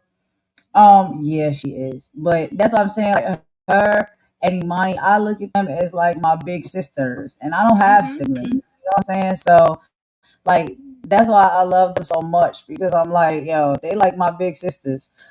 But I if you love look this at them, girl. Girl, you know I've loved you ever since, even through every flaw, because we all have flaws. I love I you be out through here your flaws, your mistakes, falling and out. and look, can I say something too? I really Well, don't want you to let any mistakes, recent or past mistakes, don't only you can allow the like it's good to not be embarrassed about like your mistakes, or it should just face it, just face whatever you did, because guess what, if you face it you won't do it again. If you won't, and when I say do it again, it's not like, oh, I'm friends with this one, like people getting upset about other people reuniting with people after I think that that's totally, and I'm not trying to act like I'm better than anybody, but that's not in my lane. I don't want to say it's beneath me, because I don't like using condescending words like that to make it seem like I'm better than anyone, because I don't. But because I've been in this situation and I know that I don't care about what other people, where other people, I know that I shouldn't care about me being friends with anyone else, no matter what has happened. If I decide that I want to be friends with someone again, no matter what, if I would decide I got divorced and I want to go back with my husband, or if whatever, that's my business, right? That I want to do that, And if anyone gets mad or makes content about that, I think the mistake is you caring. That's just me, because I wouldn't care. What I would care about is just letting people hurt me. And what I'm saying is that if there's someone, if there's other people that are doing immature stuff on their channel, talking about other people's relationships or whatever like that, like they really can do that. But I think that you should not internalize it, and I think that this is a practice that you can have, because when I see people saying stuff about you on the other channels, it makes me want to go in and say something and blah blah blah. It really does, and I really do want to do it. I really do, but I know that it's not going to help, and they're going to do whatever they want to do anyway. And it's right, all that means is that they're not your friend unconditionally. They were never really your friend, because there were many things that you did that I felt like, why is she doing this? But I felt like, but I love her a lot, and everybody needs to learn. And I remember when I've made mistakes like this, just not on YouTube, because I'm a little older, but just in life, like with groups and things of that nature, and people ostracizing each other and stuff. I just never was ever really involved in stuff like that. Maybe like with like my sisters and stuff, like with family, but I never like got even when I worked at the clubs and all that. I never was involved in that kind of stuff, because I stayed away from the people that I really knew were toxic. And when I say stay away, I just stayed away. I didn't say, oh, I didn't warn anyone. You could tell by my actions that, damn, like my old club name was Daniela. And everybody would be like, Daniela doesn't like this person? Like, because I love everybody. So they would be able to tell that I wouldn't like anybody by my non reaction. Do you get what I mean? By my non reaction, which saves me energy, right. which creates more peace in the workplace. And I light up when I see people, and I love people. But if there's a person that I know is not right, and they're off, and I know that they don't have my good interests and the people around me, I just act differently, and I restrict my energy to them. And other people around, they're, why is she quiet? Why is she like, and you can tell, and they'll just be like, cause she don't like her. And they're like, she don't like somebody. And it's like, if you know what I mean? Like, cause I don't make it like, I don't like you. You're gonna You know. just Do I move mess with you? accordingly. Do I call Yeah. you? Do I And do you I know tell you it's what? time You for you know to go what? on stage now? Do I tell you that you left your money on the thing? Even if I don't like You you, know I will what? go and tell the manager, here, this person left their money here, and I'll give it to them because I don't steal, right? Right. But I'm I'm not gonna go saying. to that person because I don't mess with them. But I know that I don't want their money. And that happened to me with a Right. girl that left like $800 right there at the table. And I saw that she left it. She was somewhere in the back. And I went and I gave it to the manager because I don't talk with her. And then she came to me later and was like, I really appreciate what you did because that was like my rent money. And no one in here, there's no person in here that I think that would have done that. And I've been so mean to you. So sometimes It's like things like, just have to happen in order for your shine to shine. That's all I'm the trying to say. that's like literally the way I am. It's like, yo, Mhm. I might have, you know what I'm saying, bump heads with you or something like that, or it's some things and whatnot that went down between us, and it's like, yo, I'm not good with you right now. Like, I'm really not caring for you or your action or your behavior. Like, I really don't like you like that. But do I want to see you, you know what I'm saying, like destitute? Do I want to see things taken from you? Do I want to see food off of your table or out of your kid's mouth? No. Like I can't bring myself to go that low. Like to feel like, yo, because we got this little riff raff, a little head bump or whatever, that I want to see the worst for you. I don't want to see the worst for you. It's just I'm not vibing with you right now. That's it. Mhm. And Mhm. deal with that accordingly. But to feel like, yo, because I'm not vibing with you right now, I want to see the worst for you. You know what I mean? Like I want to see you in a bad spot. I don't want to see that for nobody. Yeah. I don't want to see that for And that people and I that person tried to get close with me, you know what I mean? And because I'm so close with people and like people will just be friends when I'm working that day, you know, because they're like, we can't be, you know, she ain't gonna talk to her. Plus I did massages there, you know, and so I knew everybody's business. I knew who was mad at who. I was like the therapist, you know what I mean? So I knew what was but going on. y'all, But certain people is people I just didn't mess with. Yeah. hold on, Certain people. hold on. The people is ready to listen to the rest of the interview. So rock on me real quick while we play a little bit more of that because you don't Of want course, to I'm gonna keep. mute down and put the dishes away. Okay. Yeah, yeah, yeah. And let's get back into the the interview. It's a really good one. But what I like most about it is that like when I was listening to AJ Johnson speak, it just really reminded me of you and Imani, two of my favorite people. You know what I mean? Like because y'all have that spirit, y'all have the heart, y'all have that wisdom, and it just reminded me a lot of like how y'all are. And so I really enjoyed this conversation. I just wanted to see what you thought about it. And she's talking about a lot of deep things as far as like spirituality, downloads, your gifts and stuff. As far as having like messages that are sent to you, being an empath, things of that nature. So yeah, let's get back into a little bit of that. We don't want to hold the people too long. We're moving towards 3 hours. So let's get back into it, listen to a little bit more, and then we'll do our final thoughts at the end. Who did you bring to this union? Who did you want to become in this union? And where did you think you were starting to become that person and you didn't even have a launch pad? It's always about the insight. And then some people are in that relationship for so long, they don't even know who they are outside of that relationship. I have seen that in some friends too. I have a client that stayed in a relationship, she admitted, for 30 years. And she just said, it was easier to tolerate what I knew. And, a lot of people are more comfortable in what they know, even if it's not what they want.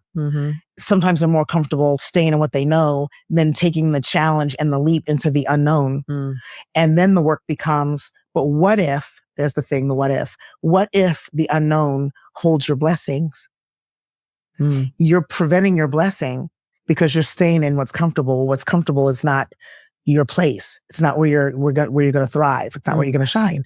So what about if we step into the unknown and see if that's where the blessing is?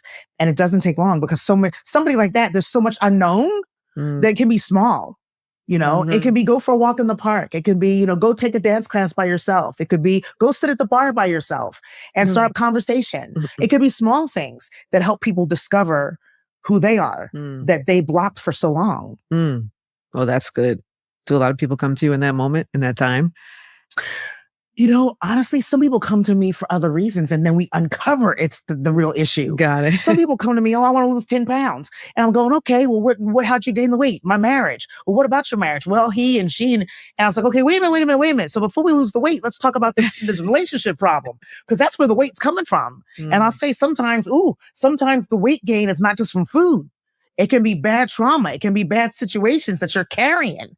Woo! Right?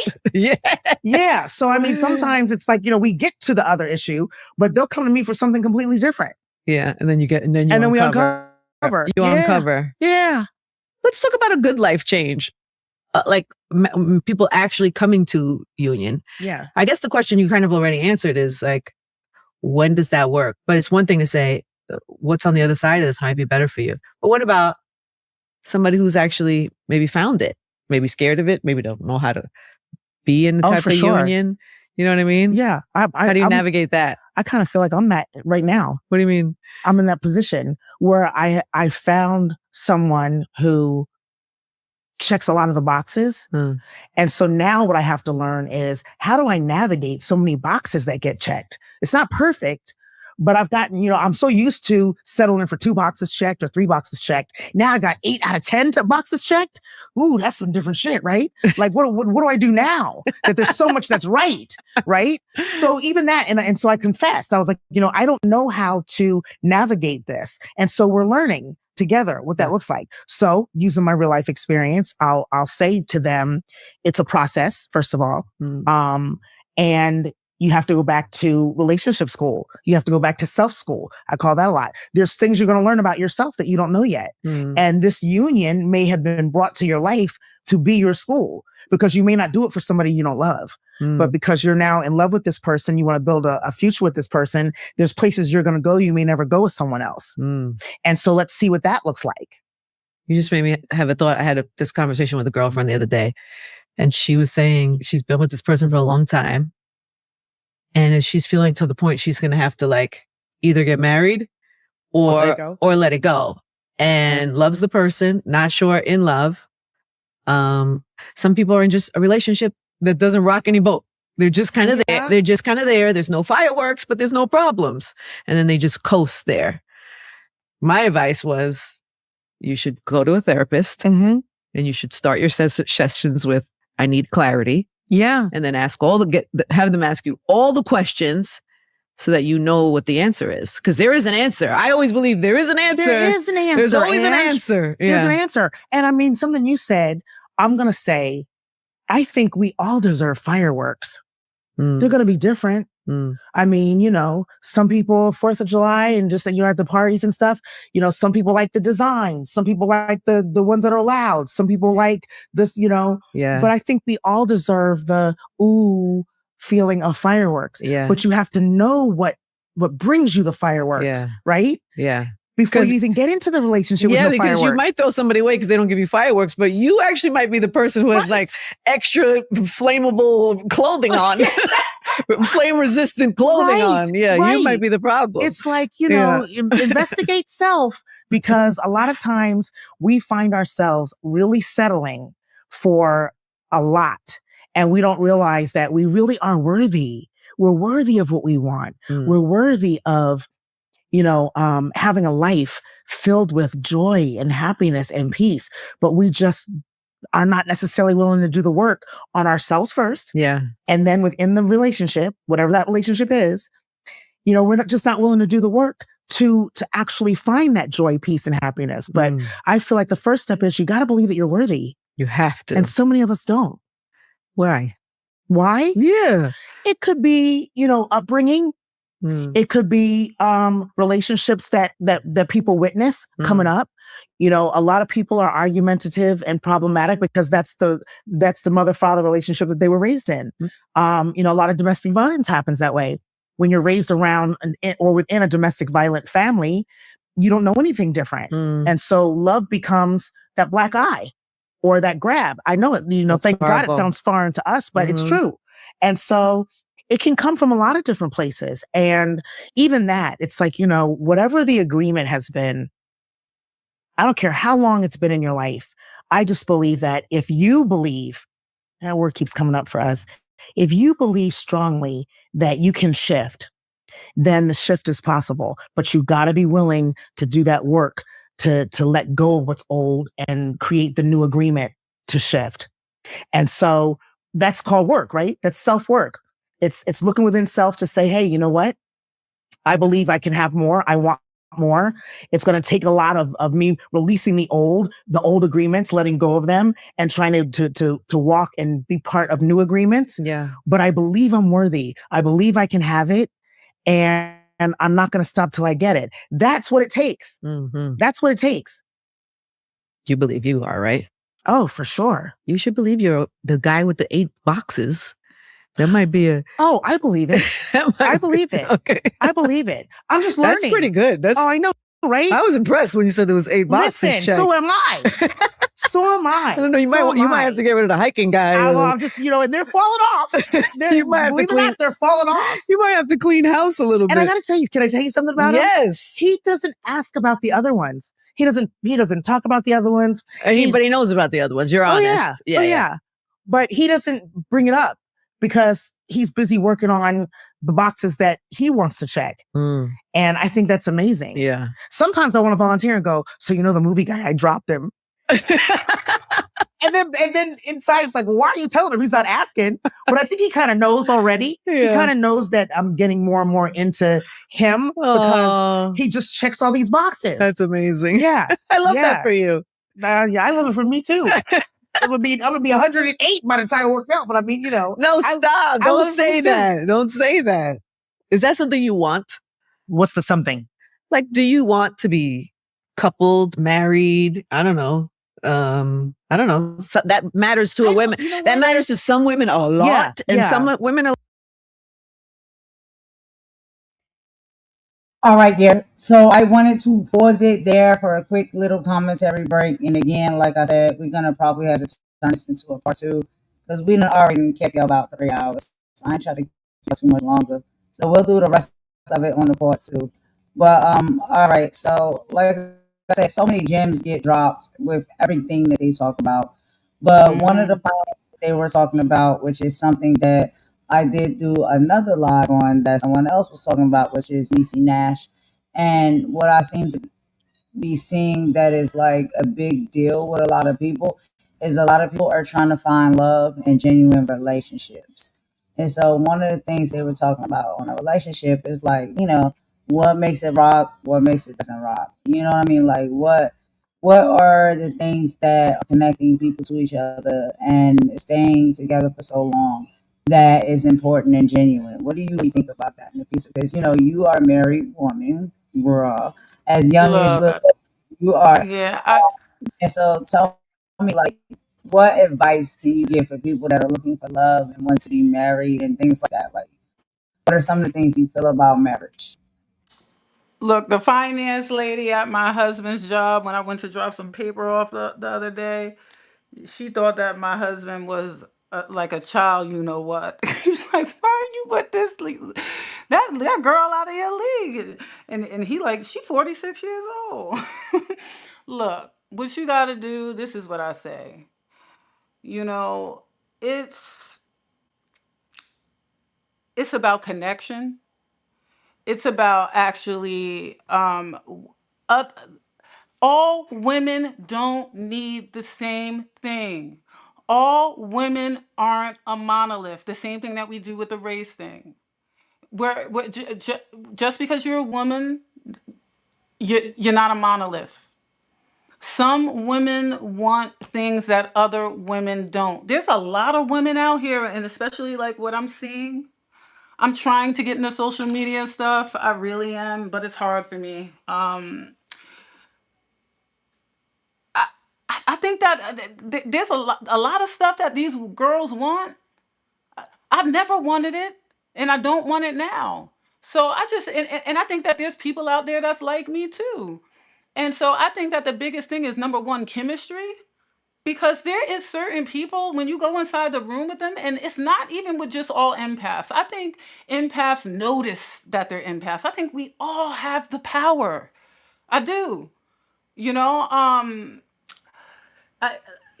I think we all have that power when we connect. When we connect. And I think that if you're with a man that wants something different and you want something different, but the chemistry is there, you make things happen. I think that if you guys both want the same thing, everything is like so like works out and everything like that. But if you don't have any chemistry, sometimes people work it out. You know what I mean? Sometimes they try to make some chemistry because everything else is perfect. So I would say the perfect thing is to, just like what she said, she really reminds me of me. Know thyself. What is it that you want? Because what that man wants to give might not be something that you want. And what you want to give, it might not be what that man wants. You might feel like, I really want to be a pediatrician and I want to do this and I want to have this car and I want to have that car. And you might be standing next to your perfect man, but he don't want a woman that's out there doing all that. He want a woman that's gonna be, that's gonna have dinner ready when he get home. Or to start having kids now. And if that's your perfect man and you want him, you're the one who's going to have to change. Or don't be with him because he deserves to have what he wants to have too. Vice versa. If it's a woman and she wants kids right now and blah blah blah blah blah blah and you standing next to the most perfect woman and she want to have your babies and blah blah blah, but you don't want to have kids right now. So it's all with the circumstance and everything like that. And why are you with a person? Why are you, even if just relationship with friends? Because re- all relationships can destroy a marriage. Marriages can destroy relationships, and relationships with other people can destroy your marriage. So it's all about your boundaries. It's all about like what both of you guys want. And sometimes things change. Sometimes people grow apart. And this happens. It doesn't mean like you're a bad woman or you're a bad man. Just sometimes things change. And sometimes people are easily influenced. Some men don't like girls that are really influenced by like their girlfriends and stuff like that. Like, oh, some men don't like that. And if you get influenced by your girlfriends and they always want to go out all the time, that might not be feasible for a good relationship because they single, and then you going out and you know what I mean? Like it's okay to go out sometimes. No one's saying I don't ever go out, but I need to go out more. I need to come out and see y'all. But I'm just saying, it's like, I think I think it's so much stuff, right? That people try to make a monolith out of it. Like, this is the way you have to be. You got the red pill guys. You got to be like this. I want a girl that's close to a virgin, and I want. But boy, you 40 something years old. Get up out of here with that. Like, now you playing around. Like, yeah, you can get that, but what kind of man does that really like? Like, look, if that's what you want, that's what you want. But if you don't know Right, yourself as a woman, then that's going to be a problem because you're going to get right, yourself into something and you're going to get yourself deep. And then next thing you know, you're going to end up not in a relationship and you might be left behind with a child. And he might take care of his kid, but you might just be mad that he don't want to be with you. It's just right. it just goes vice versa, you know what I mean? And so I just think that if Sure. you're a healthy person, a healthy emotional intelligence and empathetic choosiness, that anybody can get through anything if you I know agree. yourself. Right. I think one of the, like you said, like one of the major things is, when it comes to women and men, like there's different expectations on both sides. You know what I mean? Hmm. And getting Hmm. into a relationship with someone, you have to understand what that person's expectations are. Like whether you are male getting into a relationship or a female getting into a relationship, whether it is, homosexual or any other type of sexuality or standard of relationship that it may be.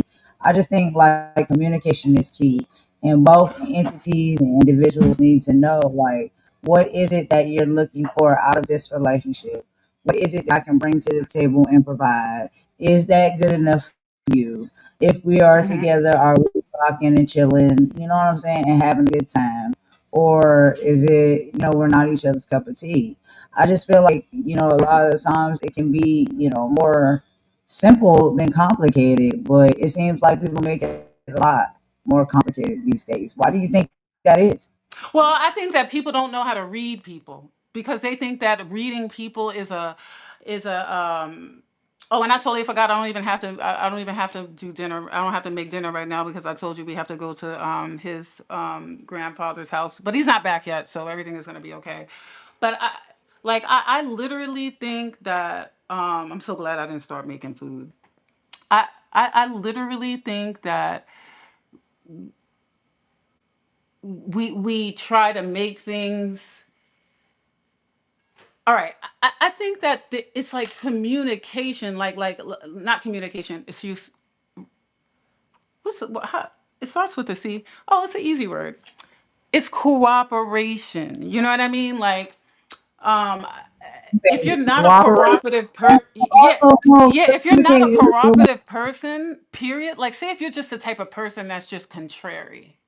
You know what I mean? Like you're just the type of person that you like you know those type of girls or guys, right? That like they didn't say anything and they was about to do something, but if someone or their wife or their mom or somebody or their big sister or whatever says something and they was just about to do it anyway, now they're not going to do it because you said.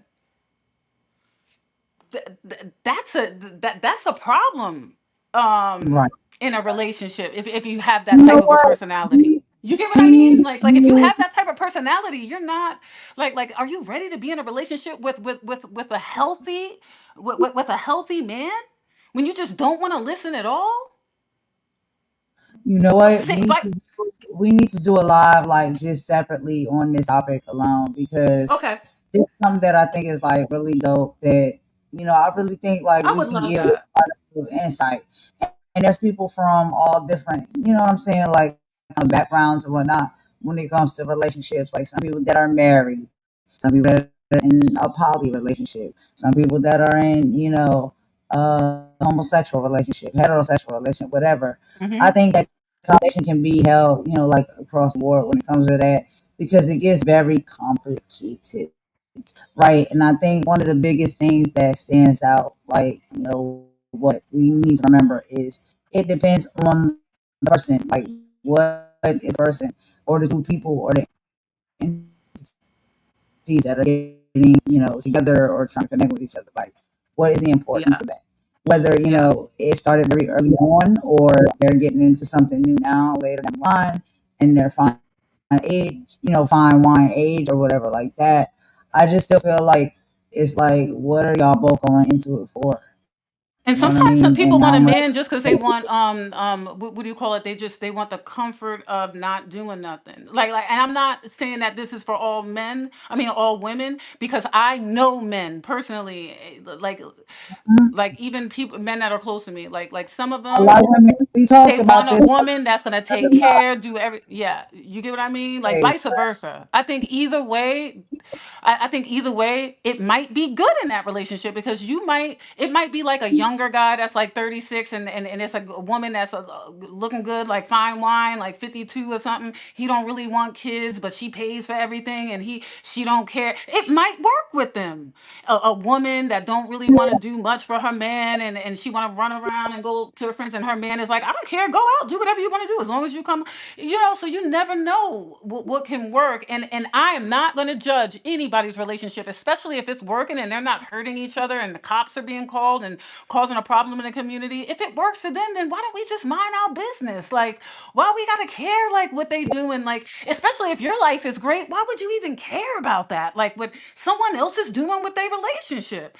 Now if you arguing, like these people got kicked out right next door to me, like this girl was crazy. I knew she was. Look, this black girl over here, she was crazy. She was yelling in the hallways and stuff. I'm like, this is look, y'all can do what y'all want in your house. You bringing this like to the community. Y'all got to go. You mm-hmm. know, people's Now kids it's not asleep. You just waking in up your the house. dogs. People's dogs are barking. It's 3 o'clock in the morning. Like now it's spreading out. So now it's my business. Maybe I'll call you and do a live. This bitch yelling like, you know what I mean? Like it's crazy. But You know if what I'm you saying? Like, doing I your feel life like and you doing you, then who cares? that's what I'm saying. Like, I feel like that conversation is a good conversation for like a whole nother live, like just where we specifically talk about that and what that all entails. Because I think there's a lot of dynamics and relationships that are different, and a lot of people, they may not understand people different dynamics in their relationship. But if two individuals like they mesh well together, they vibe together, you know what I'm saying? And there's no issue. They respect one another and they just get each other. I think that that's beautiful, you know. And I think Yes. that's something to strive towards having, but you got to keep a little bit of that, like, surface level stuff out of the And mix it's give because and a lot. take no matter what. It's give and take. It's not just take, take, take, and it's not just give, give, give. Like, you know, and sometimes people are tit for tat. Sometimes people even in marriage, like I did this, you do this, I did like I can't be like I'm probably gonna be the one that's doing more anyway, and I'm not even counting. So like, what are you doing? Like, you got friends that are like that. I did this, you did. I notice that if a person's like that right away, right away. I'm like, yeah, I'm not. I won't be doing like they don't even know what they missed out on. I'm not doing this tit for tat stuff. Some people love that. They like to go back and forth and have little art. Like sometimes that's what they do for makeup. You know what? You know what I mean? Some people like to do stuff just so that they could. It makes the union better at night in bed. Everybody got their thing. You know, and we could talk about it. You definitely let me know. Yeah, And I can set that up. We can have a conversation okay. about that because I have a lot of really good conversations, just around relationships and mindsets and stuff when it comes to that. Especially with talking with Carlos. And yeah, like he's a slightly, more of a timeline or slightly older than me or whatever. So he didn't live through a lot of life. He's been through a lot of things. And there's a lot of people out there that's similar as well when it comes to Carlos remind relationships. me of But me.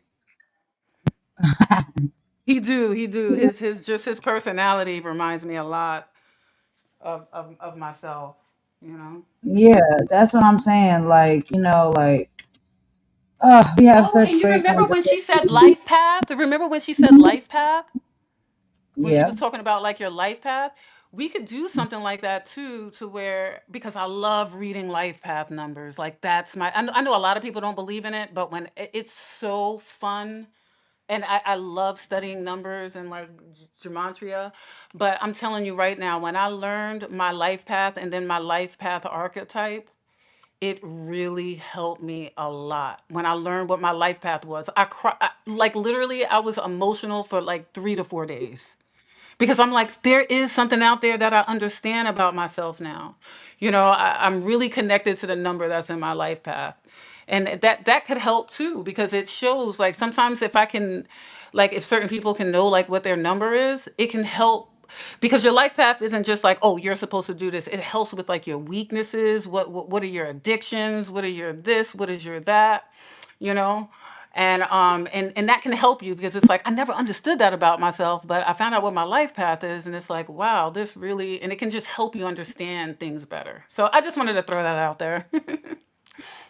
No, I absolutely agree, girl. But I know we're here. It's about like 3 hours. It's been about 17 minutes. So I don't want to hold up the people for too long. I know it's other things they got to do, maybe other places they want to be. But I did want to listen to that conversation with AJ Johnson because I thought it was really, really good. And it AJ. really reminded me of a lot of people, like I said, that are in my life that I feel as though move and operate with the same level of spirit and, mindset. So, like you and Imani, y'all really think very much alike when it comes to a I lot hope of one day we things can that, all go on together. I would love to meet yeah, Imani. that would I be always dope. had a good relationship with her. Me and Imani always had like a good thing. Like when we used to be like back in the day on the lives. You know what I'm talking about. I don't want to mention like Mhm. nothing, but Yeah, I I always understand. had like a good like vibe with Good her. work. And guess what? Yeah. And it doesn't matter, but I thought she was white. But I liked her because I wasn't looking at anything. I just said that's just what I thought. You know what I mean? But it Mhm. doesn't matter. That's what it shows that it just doesn't matter. We'll all end up together anyway. You get what I mean? Like the people that your birds, that you're gonna end up in the same tree at the end of the day, at the end of the night. You know. I I do. And it's so much mess that's going on out here on the platform or whatnot. He's talking about, You wait a have to minute, laugh at it. And especially if they talk wait a about you, minute, you have to laugh wait. if you allow yourself to watch it. You have to just laugh at it. Just laugh at it. That's what I've been And trying to do. I've been trying to just yeah, laugh it away because that'd be crazy on this platform. But it's so anyway, funny how it's so funny how it's just funny. I think it's funny. Ha ha ha. it is. It is. And when you meet with some really like genuine, real people like that show up on this platform and are not trying to act or put on, you know what I mean, a show or nothing like that, but they just genuinely being who they are.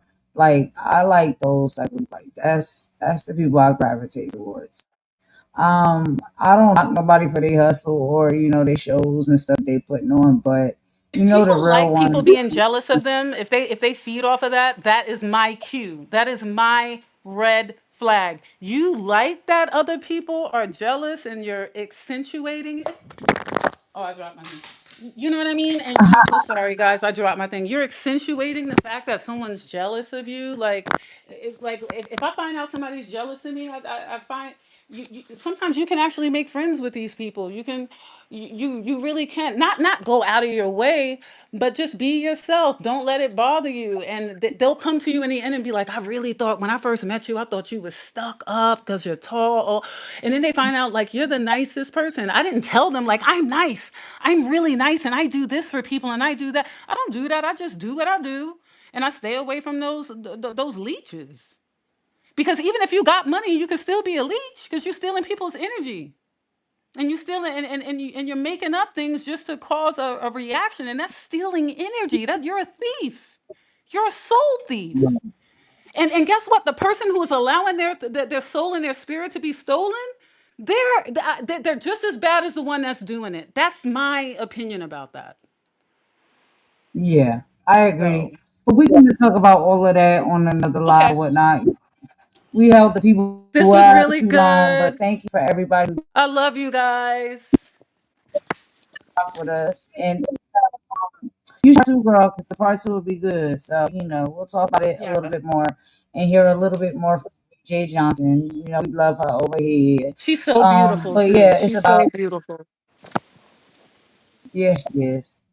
And inside so and we're out. gonna go, y'all go. I'm gonna take JJ outside because he wanna go play outside, Oh, it y'all. just It's started hot. pouring out here. It's not raining out there. It just started pouring. We got down torrential right now, rains right now. It probably is gonna rain because typically when it's this hot, like, or you know what I'm saying, like the heat is really really bad. We usually have like thunderstorms or it'll just start raining. So it probably is gonna rain here this evening because it's been hot all day. But I'm definitely gonna wait Carlos, until I drive across town now. This is crazy. yeah, Um, girl. but I But love thank you you for guys, and it was nice being here. I can't wait to be with you guys again. And you know where I'm at, girl. You know where I'm at. Yeah, and that's the thing too. It's like life be life, and so people be going through stuff. Sometimes, they may be dipping in, dipping out. It's because life be life, and there's a lot of things that go on outside of this YouTube platform that is happening to people in real life. So, we just gotta we just gotta be thoughtful when it comes to that. But anytime that I do get blessed and I get to have, my favorite people come through and rock and chill and kick it with me, then I just feel like we having a good time. And it's a lot of us that's more like minded than, not. So that's what I think is really important. But I have a few final things that I'm gonna read and then you know how I do. I'm gonna end us A out with some bop. bops. What a bop. Yeah, bop bop bop bop bop.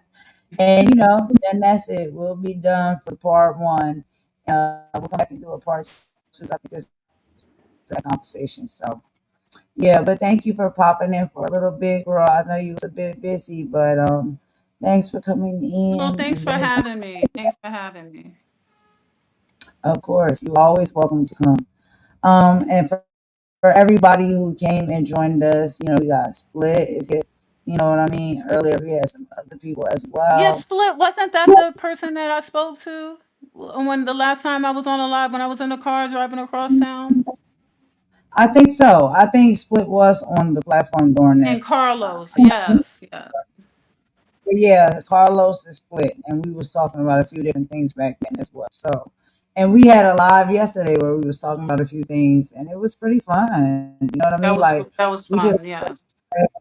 and be who he was, and that's what it is. You know what I mean? Mhm. But we're gonna go ahead and get up out of here. I'm gonna wrap the people up. You got a few things you want to say before we go? I just wanted to say, just let us just know ourselves and be more loving towards ourselves, and then the right people and the right situations will come around. I agree. I really, really agree. That's a wonderful message, you know.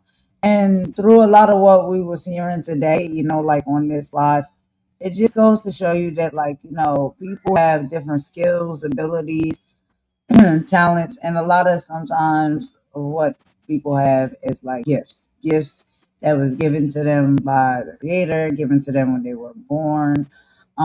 And some of them are tapping into it, you know, and fully understand for what it is.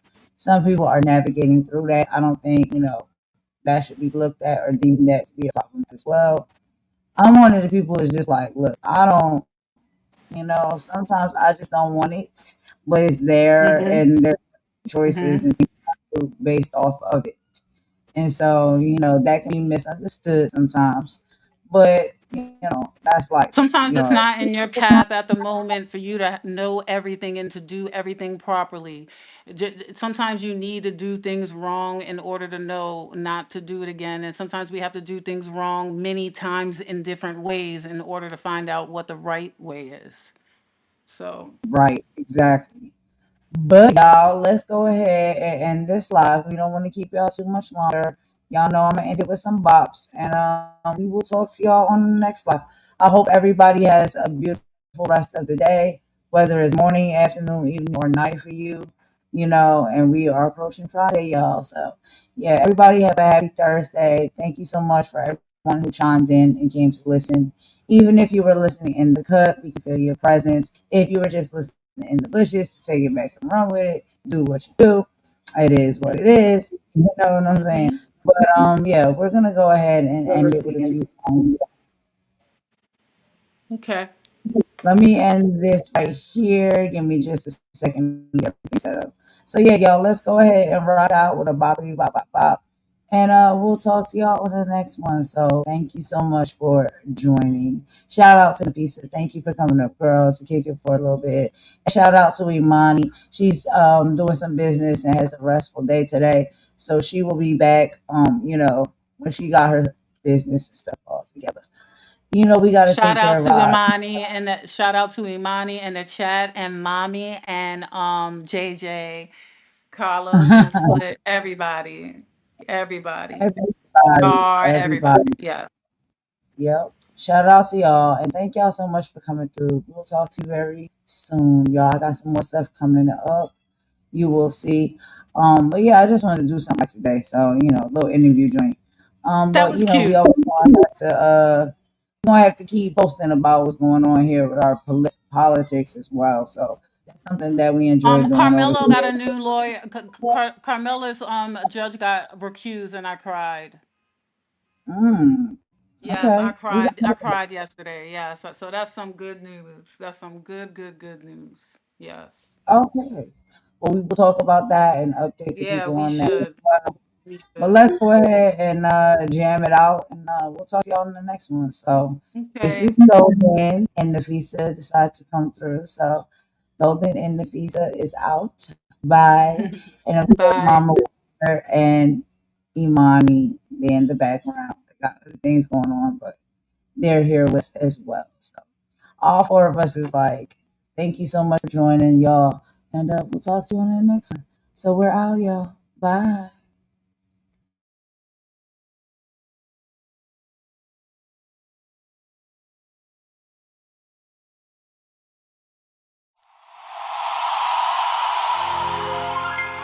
Before the crown, before the praise, before they learn to speak our names, there was a woman standing strong, holding hope and moving on. They tried to tell her what she couldn't be, but she looked inside and chose to believe.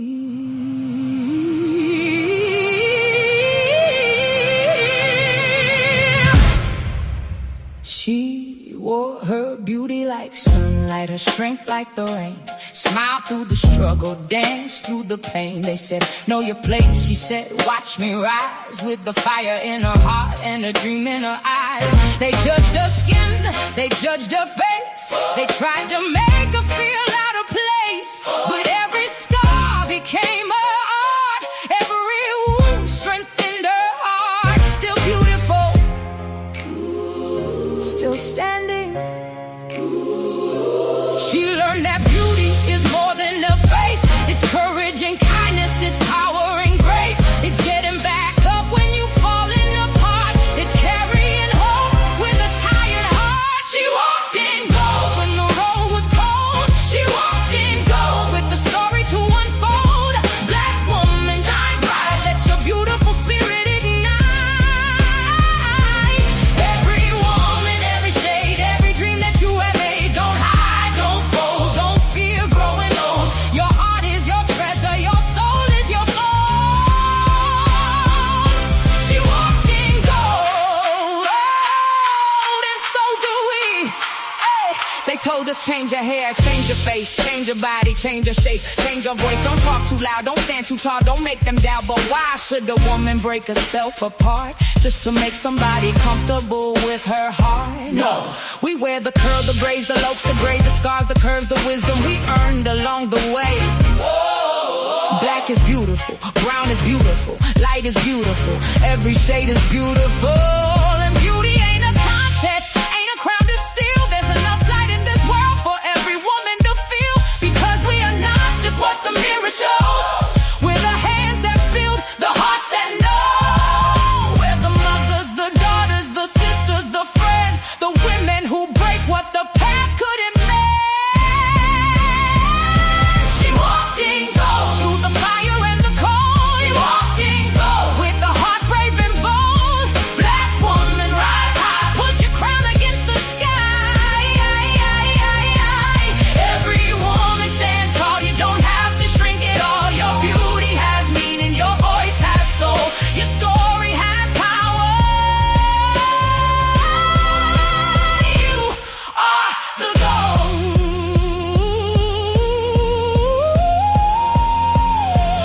For the woman who cried in the dark and woke up still carrying her heart. For the mother who gave when she had no more. For the grandmother who quietly opened the door. For the girl who wonders if she's enough. Baby, you always were. Your worth was never something they could give, and it was never something they could take. Who are we? Women, what do we? What do we carry? Love, where do we belong? Right here. And what do we do?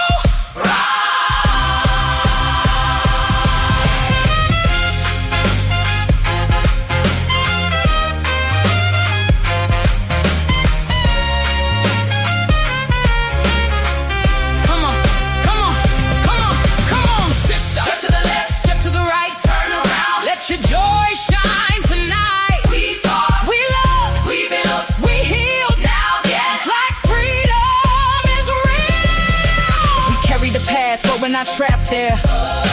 We honor the struggle, but we're building with care. For every woman who came before, we open another door. For every little girl looking into the mirror, make tomorrow, make her dreams clearer. May she love her skin, her voice, her name. May she know she doesn't need to change.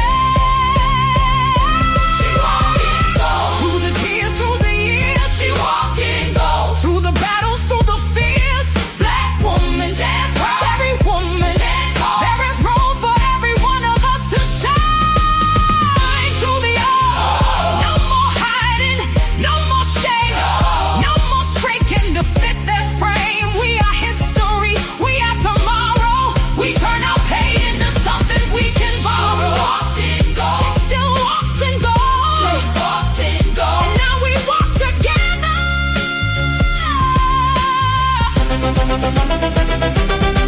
For every woman who thought she wasn't enough, you are. For every woman who forgot her life, find it again. For every black woman who learned to love what the world once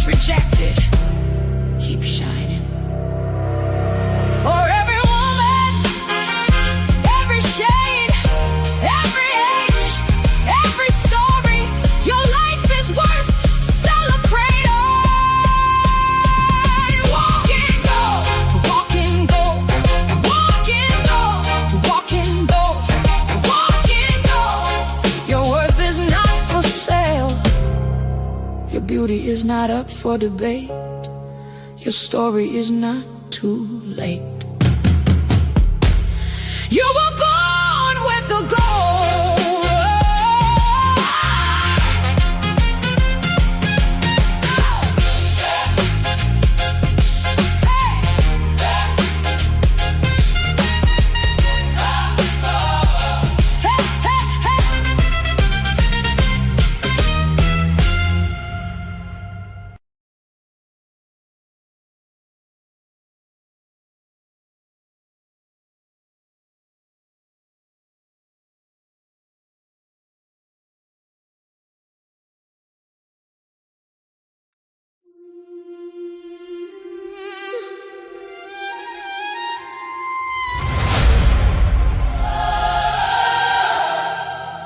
Yeah.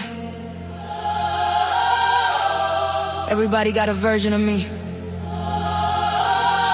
But this is my truth.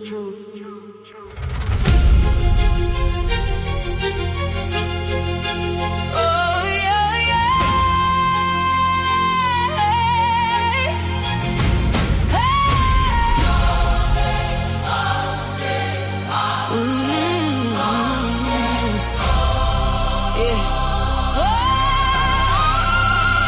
Everybody got opinions, never ask me who I am. Read one page, close the book, now they think they understand. They call my kindness weakness, my forgiveness being blind. But I just refuse to let this cold world see my shine. I've been stabbed in the back, still I lead with love. Lost a lot of people, still I look above. Smile through the pressure, I survive the rain. Some my tears and the diamonds from my losses in the game. Don't mistake my silence for not seeing. Peep every vibe, every switch, every reason. Real power knows when to leave without making a scene. I'm misunderstood, it's alright. God's still right, every line. I'm more than labels, more than pain, more than every rumor attached to my name. If you really wanna know me, walk beside me, not behind me, not around me. Yeah, I'm multifaceted, diamonds got more than one side. Some days I'm the storm, some days I'm the sunrise. I make my own choices, I stand on my own feet. Can't nobody live my purpose or rewrite my dreams. God gave me free will, I'm gonna use mine. If I stumble, I get up every single time. I answer to my conscience in heaven above, not strangers who mistake my beat for giving up. I won't scream to fit your comfort, I won't dim to feed your ego. If freedom looks different, then let me be different.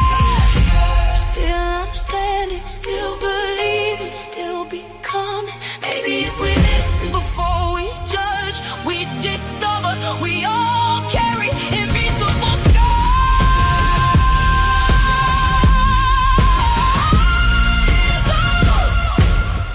So before you decide who somebody is, learn what they survived. This song is for every soul who's ever felt misunderstood.